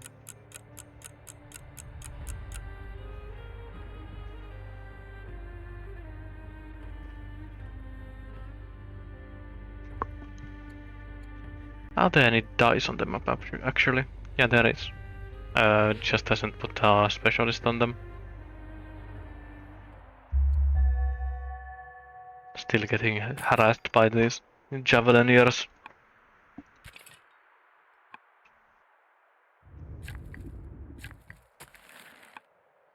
More disciples.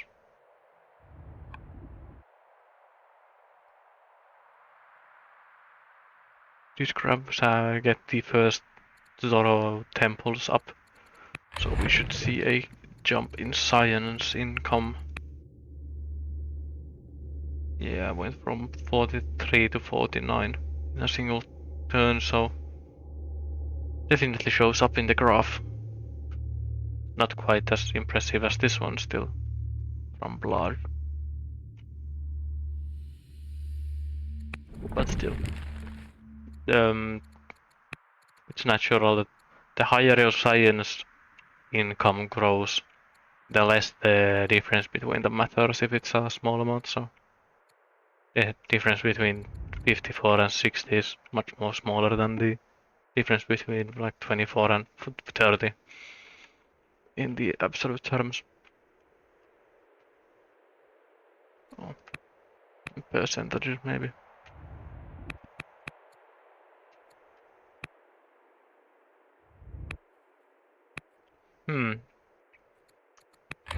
Kind of.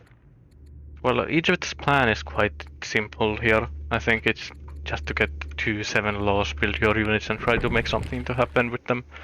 But that seems still rather far away for Egypt. It's not the fastest 7 law timings. It will be probably close to turn 100 before he is ready with that.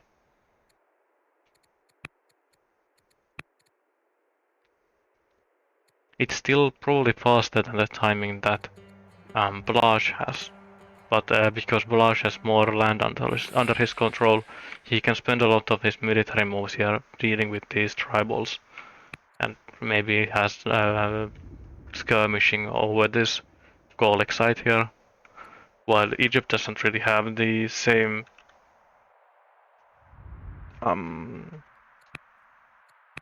Oh, there was a scout that died here. I was wondering what the sound was. But Egypt doesn't really have a same opportunity to spend extra orders as Assyria does.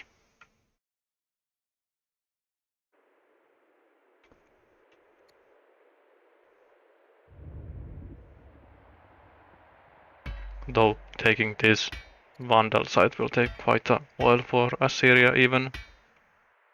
With the queen on one of these units because of these strong Assyrian units. They understand that strong Vandal units now here.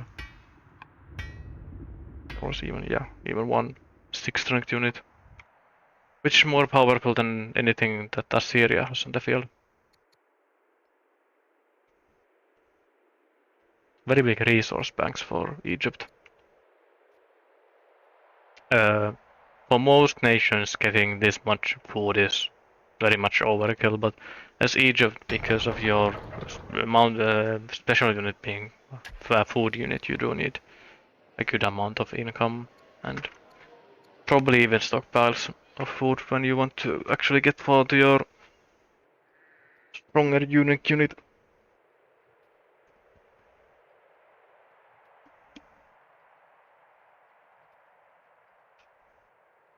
But it seems like there was a couple of fights here, one in the, well, on the city side that Gaza was founded on, and one here in the forest, but it seems like we're settling into a quiet period again. The only thing that I could see happening here during this session anymore is if one of the players decides to actually fight these goals, there's a chance for a opportunistic attack. But it seems very unlikely otherwise that there will be much fighting before turn 100. I do wonder, maybe it's turn 90. that one of the players can get one of the power-up spikes. Maybe the free art check for card could come into play then. Or if Egypt rolls all the text that he wants to get and then rushes out a couple of mounted lancers. He does have a couple of judge governors. I know that there was a judge called TA in Egypt. So there is a possibility for a very fast mounted lancers when they come available. With judge rushing a stronghold, and then civic rushing, or even judge rushing a some military units. Yeah, no schooling for the kid here as well. Kid yet. In Egypt, the second line is a hero, but the actual heir is a baby. So could be that this gal grows up to be a judge, and you could then try to go for super fast timing, but doesn't seem super likely.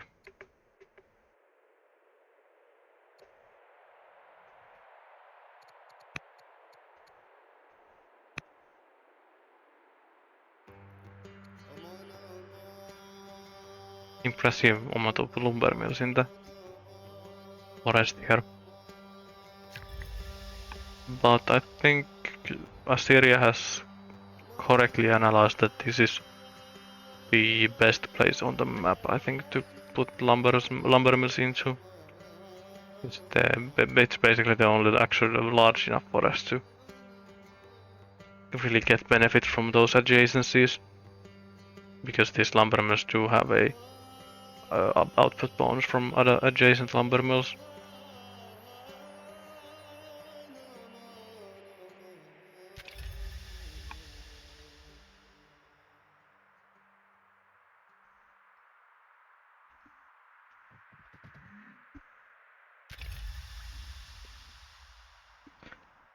There is still a good amount of red in the build queues for Assyria, not stopping military production even while the game is slowing down again.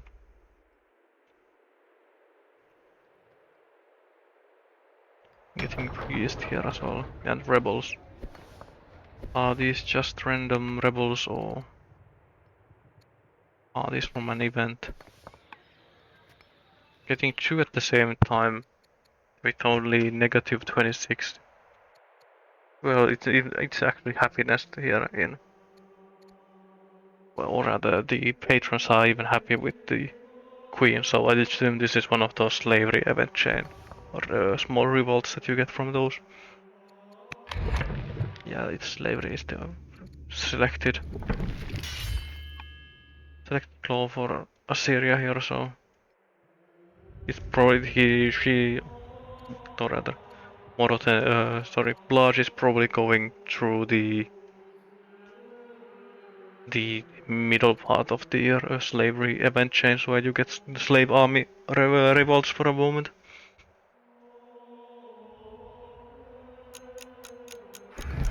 Very nice formation here as well with the double wheat and double granary.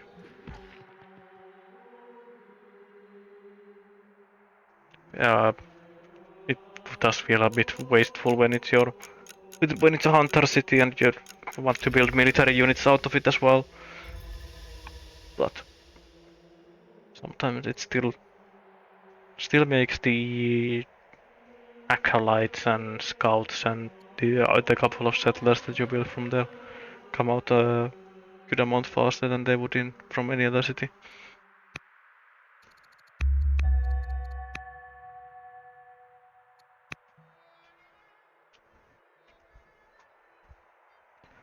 I like to see this. Having a couple of chariot makes any army stronger, even against spearmen. Especially if you don't reveal them immediately, because Getting route chains is super powerful. And even if there are spearmen on the field here, you still could route chain through these slingers if you are given the opportunity.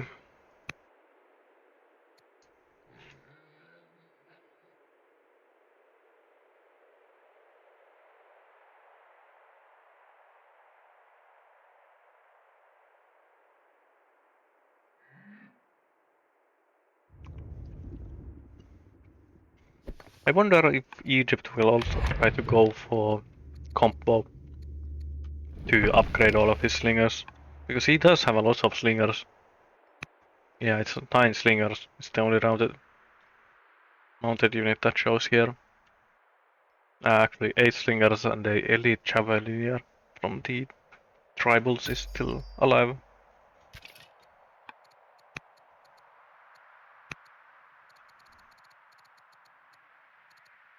A good amount of workers as well, I assume. Doesn't show the breakdown here, unfortunately. I'll probably need to go for stats again. You can actually take a overall look.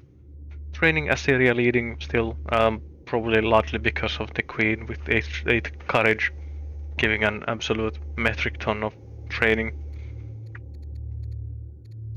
Of civics is pretty even, but Assyria is leading. Science, Assyria leading. Overall numbers are pretty even, but Assyria did pull ahead for the last 15 turns or so.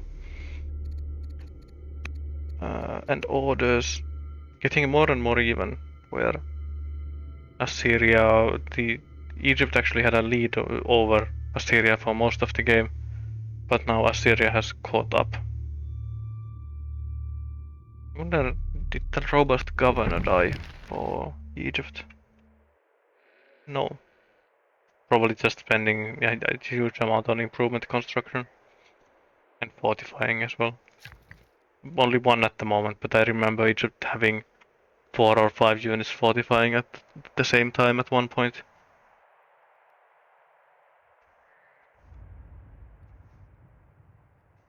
Which he is doing here as well. One of them has been standing there for a long while guarding the horses, but the other one is rather new, still hasn't completely fortified. And same here.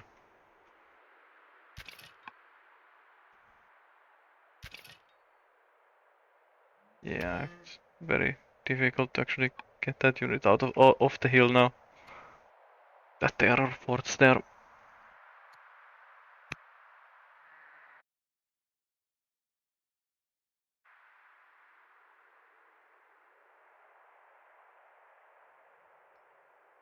Getting steel is also quite nice with the large iron stockpile. It means that you can actually use all of the iron. It makes make them into X-Men.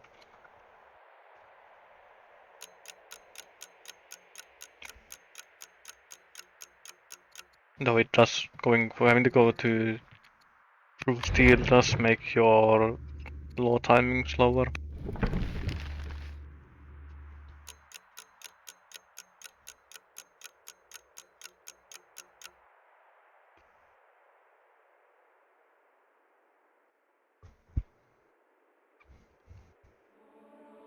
I wonder how long the players will go for this session. There was initially, I believe it was thought that it would be a 2 hour session, but this has been a decent bit more than that already.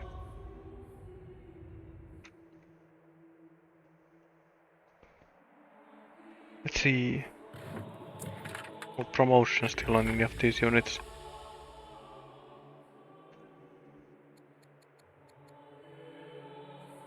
One nice part about getting combo tech as well is the ability to build ranges. It's a lot of extra training you get, and then you can even kind of double down on that extra training you get by garrisoning your range units on them to get the free XP. It's greedy and not necessarily the greatest idea, but in these kinds of games where the front lines are very close to each other. The opportunity cost of putting a unit on a range isn't really there for any. There's not really a real cost to garrisoning your unit in these frontline cities. Like this unit that has been standing here for a good while. It's quite easy for you to just build another slinger, move this forward and promote it, and then let the new slinger sit here until it's ready to promote and kind of leapfrog them forwards that way.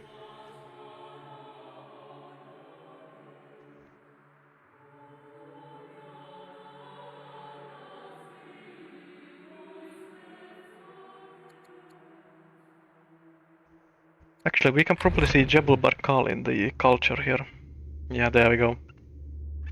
There was already a big advantage in culture income for Assyria, and Jebel Barkal jumped it upwards by 40. Now the question is that can he actually convert that to some kind of a real advantage? It probably gets a lot of these cities that would have been stuck on developing into strong during the course of the game. So that does mean that he will have a lot of cities that can build siege towers once he hits the late game or the early late game or the late mid game.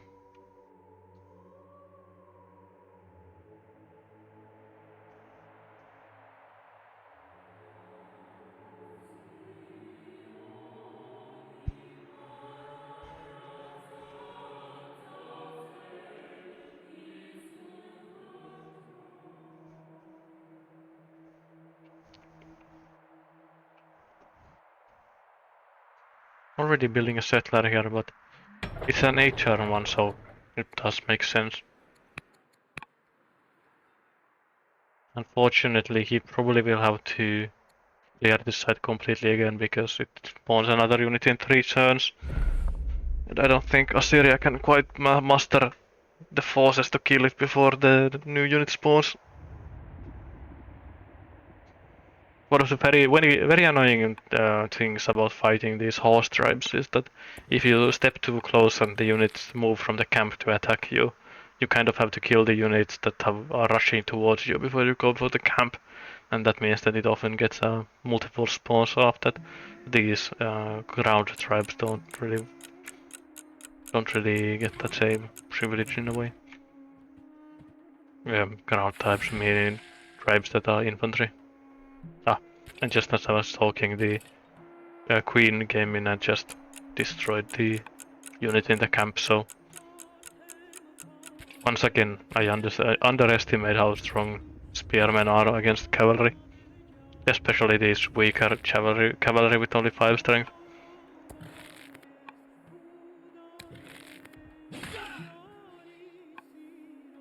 We've always found the picture kind of weird because the nobody in the picture holds the bow from the back here, instead of where you usually think bows are being held from. Spoiled by stereotypical images of archers.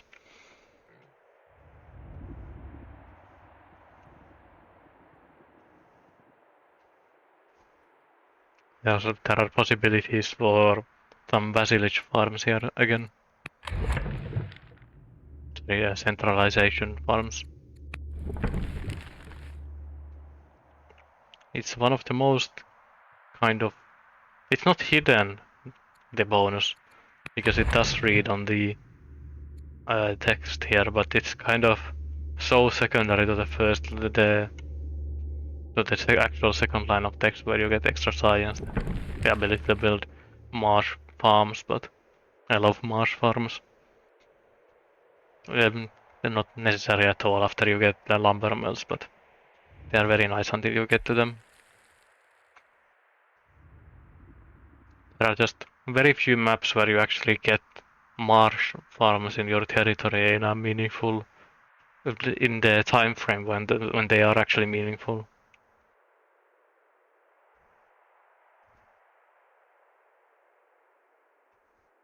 Just get steel in one. See if you have any warriors. I wouldn't have minded seeing some warriors being pre-built and then upgraded into X-Men. Or not necessarily even upgraded to X-Men, but pre-built and then held in reserve, and then if you need X-Men you could promote those warriors in a single turn. Because you do get to save both. You save in both resources and upkeep in that way. In the long term, at least.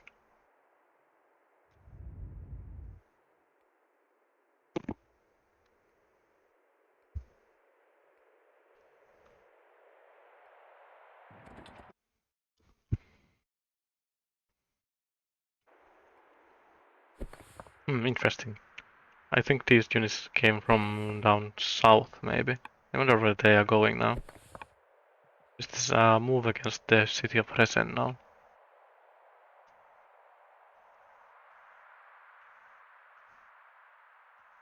I don't think you can go for this city though.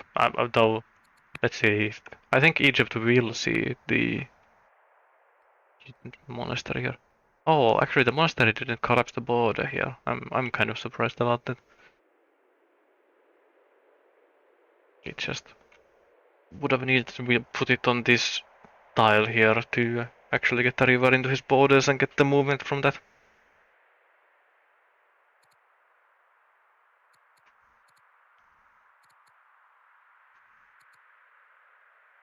Did grab a chancellor as well, so has some of those options to him as well, some of the family management options.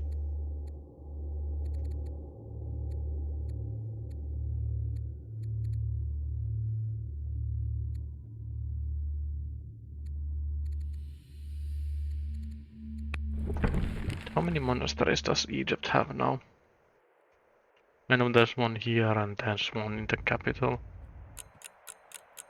Just look for none here, one coming up here. None here yet. Be one here, yeah, there's one there. So actually you get a good amount of monasteries. I think he will catch up to Assyria's science in a bit. Assyria hasn't quite built as many acolytes. Sorry, not acolytes, missionaries to actually build those buildings. Let's see what Assyria will go on for now that he has his archers, possibly archers as a upgrade possibility. Will he go for land consolidation because it's Marco? Will he go for battle line? Yeah. This is probably what I would have gone for, battle line. So you can go for infantry square. Or cohorts, depending on which one you want to go for, but both of them are very nice to have. Especially pikemen into cavalry. This pikemen just absolutely melt all cavalry units. All mounted units rather.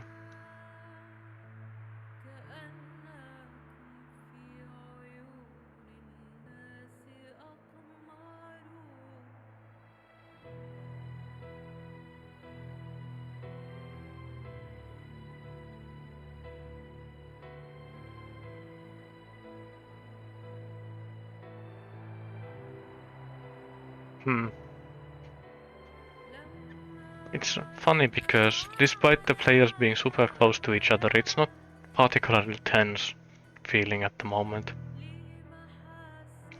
There have been a lot of small fights here, but none of those small fights have really felt that decisive for the outcome of the game.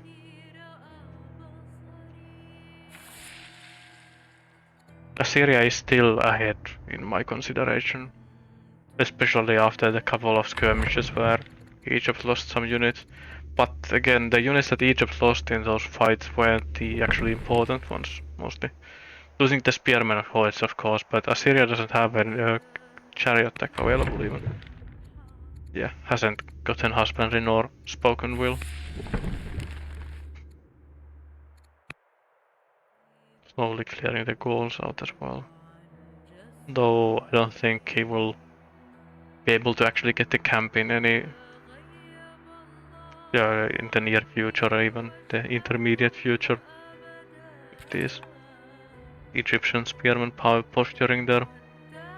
And when you see these spearmen, you do know that the light chariots can be basically anywhere and still reach there.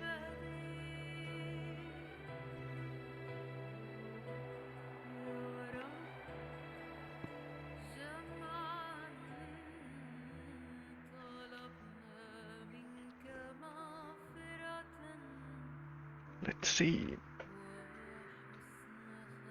We're starting to approach the 2 hours and 40 minutes or so since I started covering this, and I set myself the time limit of 3 hours for today's stream as well, so let's see if the players will continue on for that long.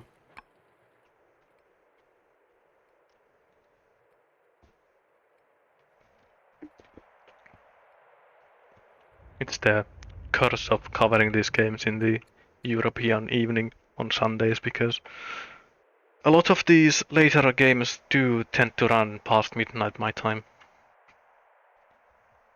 And I do not really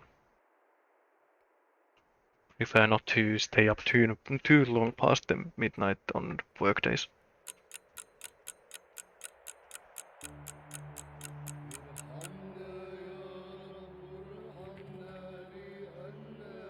But it has definitely another kind of slow session full of build-up mostly. Some fighting, but not really a huge amount of tactics in those fights. That in the skirmishes that we had, probably the most important decisions in those were the initial decision to go in and then the decision to back out. But Blaj has definitely shown that he is a very decisive player. Very good in counter-attacking, especially from what I've seen today. It's very easy to get demoralized when you lose multiple highly promoted slingers in a single turn, but he recovered and then struck back and then even countered the counter-attack up north. So, good play from him.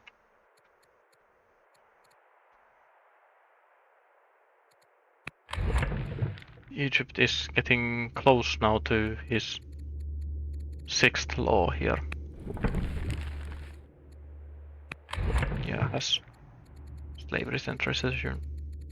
This gets epic soil exploration and then tyranny or constitution.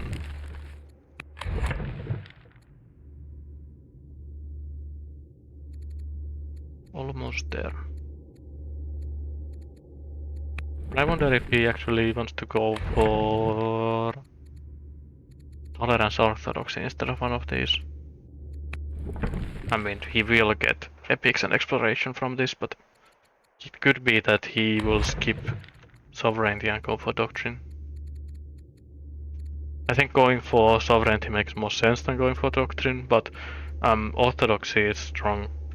It's just the timing is kind of awkward if you go for orthodoxy as your 7th law. It's much more convenient if you get orthodoxy as your 6th law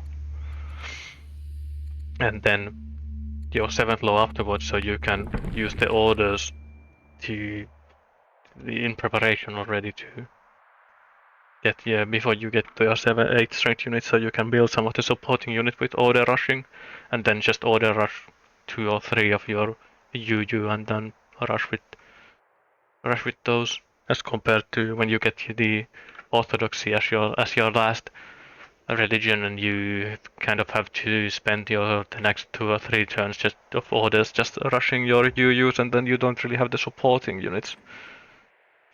You don't have the opportunity to rush supporting units while you wait. that you use the order rushing in these back cities and then moves the turns to moving. Turns while you wait for your last blow, you can move those units to the front line while you wait. It's the timing is quite convenient in that way.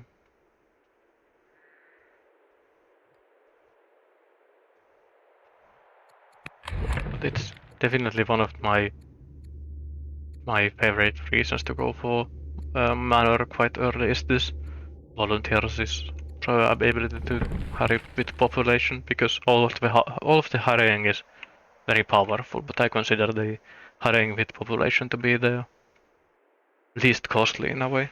The population is usually a very cheap resource, very low opportunity cost in a way.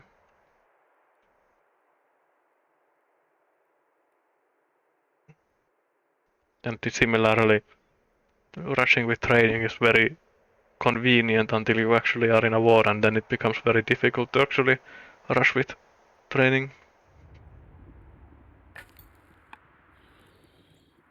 I was wondering why it looks very weird, but I was just on the perfect zoom level where the scout icon looks like a shooting star with the Zoroastrianism floating behind it. Does it actually work with... Oh, that's a weird... So this is a UI inconsistency. On all on cities, the sigil stays behind the unit label, but on tribes the religion icon is actually on top of unit shields. I've never noticed that before, but you live and learn, it seems.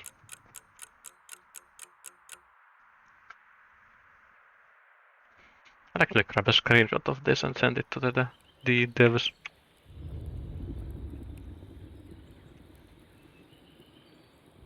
We go.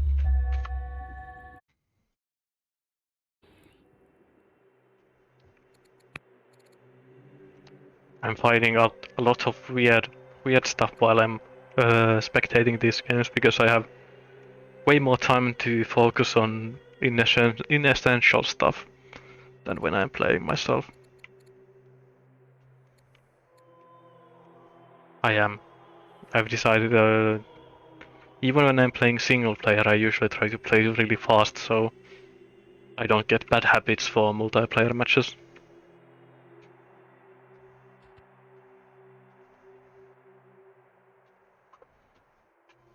But I believe I will probably do another 10 minutes or so before I head off for this stream. So I can probably catch a short glimpse of the Alcaraz versus Nizar match before I go to sleep, but it won't be.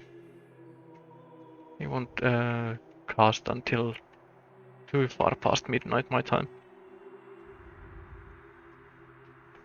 It doesn't seem like we will get much action here during the end of this session anyway, so would not be surprised if the players themselves also start slowing down here.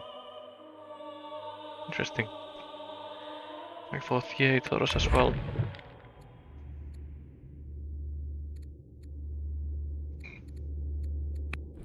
I mean, it's worth it for the legitimacy that you get from this ambition.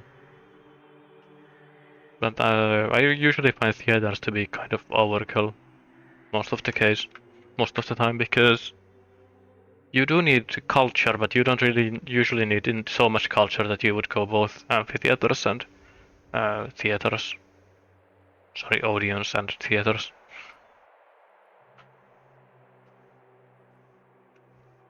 Usually it's enough to get just a Odeon and some luxuries or shrines or whatever to get all the way to the strong eventually. But that's also because I am not good enough at the econ part of the game to actually be able to support building unique units from 4 or 5 cities at the same time. which these players are definitely better than me at that part of the game. Let's do a quick road network check. The river is still kind of carrying the transportation network for both players. This city is not connected from what I see. Yeah, not connected. So, and that city is not connected then. No, this must be through the river network. Yeah, this one is through the river. But both of these cities are still isolated, so they don't have a road network towards the front line here to Tushan, because the most likely place where the fighting will happen is either in these woods, or these hills. And neither of these cities can reinforce in those directions. While here, there's no roads here yet. But here again, the river comes all the way here, so you can get most of the way. I would love to see some roading towards the city of Gaza and Tushpa or Assyria.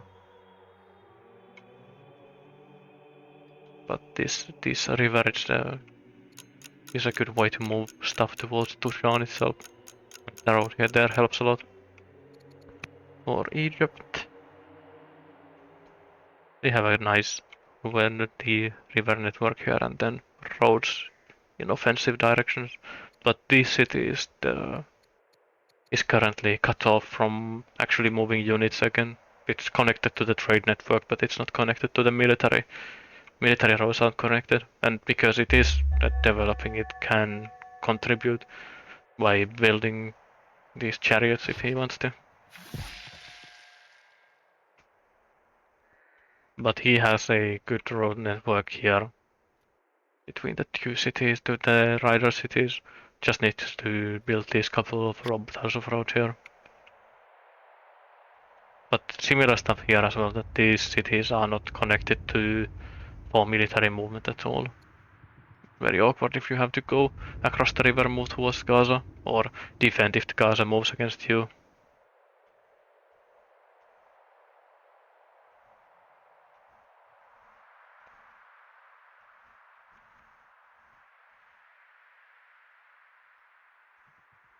Okay, especially getting fast movement to these two hills or these two hills here is seems very important.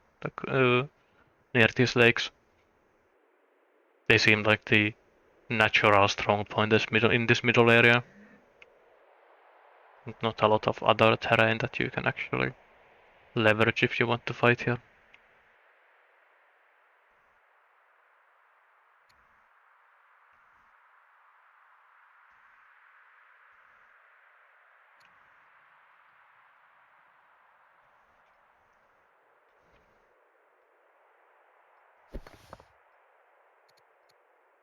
Let's see, did Assyria promote any slingers yet?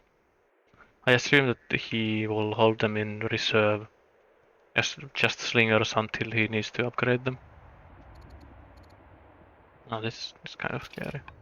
But this is already this is past the tribe's turn, so Assyria will have it the next action. These elite club throwers are no joke.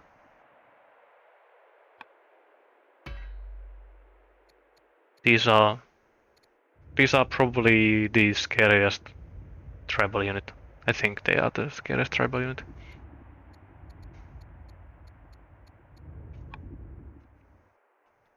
At least I think I have lost the most amount of units to these. Both of these 6 strength and these 5 strength. Vandal tribals.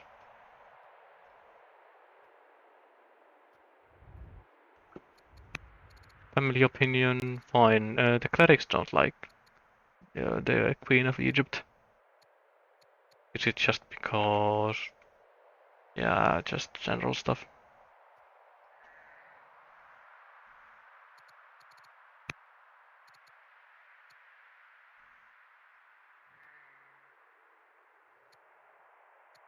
For build queues, monks, some military units. Very balanced build queues, I'd say. Rhetoric next turn. does mean the law is then, so I believe we probably will see at the beginning of next session Egypt hit the 7th law, and then we can see if they actually can and can, well, want or can go on the offensive. But that won't quite happen during today, I don't think.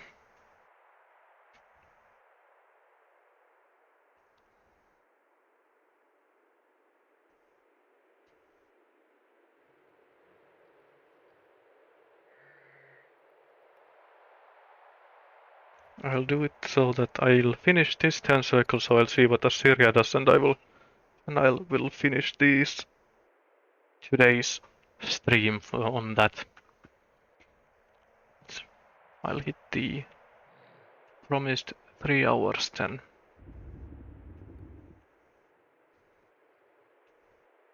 I think both of the players are also kind of surprised, as I when I loaded this map initially, by how big this map is for a dual-sized map. This must be one of the biggest dual maps we have seen in this tournament. Quite often when you have these large square maps, they have a lot of mountains or a much bigger sea than this one has. So the player area is really large, and there are a very large amount of city sites as well. But this is I think this is as close to a tiny map as a dual map can get, basically. So that also means that there has been a good amount of build-up after the very first attack failed.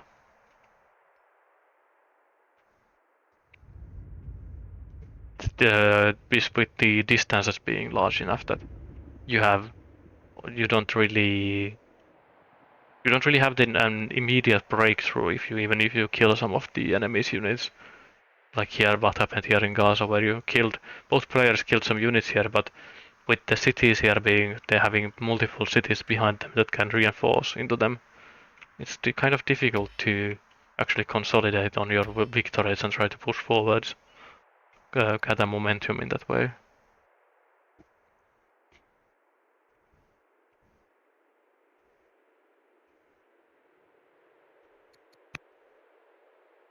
Let's see.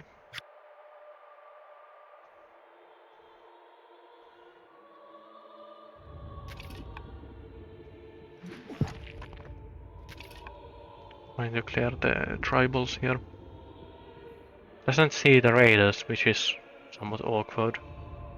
Because these are also club thrower raiders, so there is a scary possibility that all of these units decide to go for the slinger instead of go for the city and just kill it outright.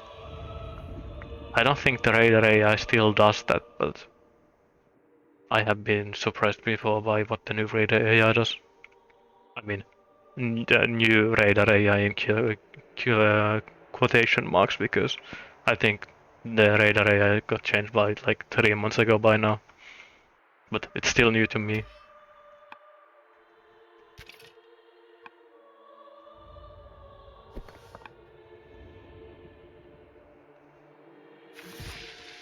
Quite good all-day income with 15 being spent on improvements.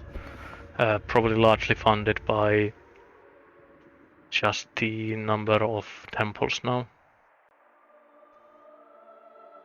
Yeah, this is on camps and monotheism. Yeah, monotheism, temples, garrisons. Assyria has been very rapidly built garrisons in every city that he has founded. I think this one is the only one that doesn't have a garrison and has some working in its borders. This one is just the kind of a frontier city where it's just a glorified military camp. The only thing it really provides to the Assyrian Empire is a set of walls and a place for units to heal, but even that probably is kind of secondary to the walls. Surprisingly quickly on the... Oh, I think I lost connection to the server, so... Seems like the session ends here for me anyways. It's a good sign. Good sign for me to end the stream for today, I believe. So, thank you all for watching, and I believe the players will continue this for a more bit here still, but I wouldn't be too worried about missing any action as this. I don't think anything will come happening at least before turn 85, and I doubt the players will go for multiple hours that it would go take for them to actually reach that point. So I don't know who will cover the next part, but it will be covered nonetheless, and we'll see then how the fighting will actually go. So thank you all for watching, and I will see you next time.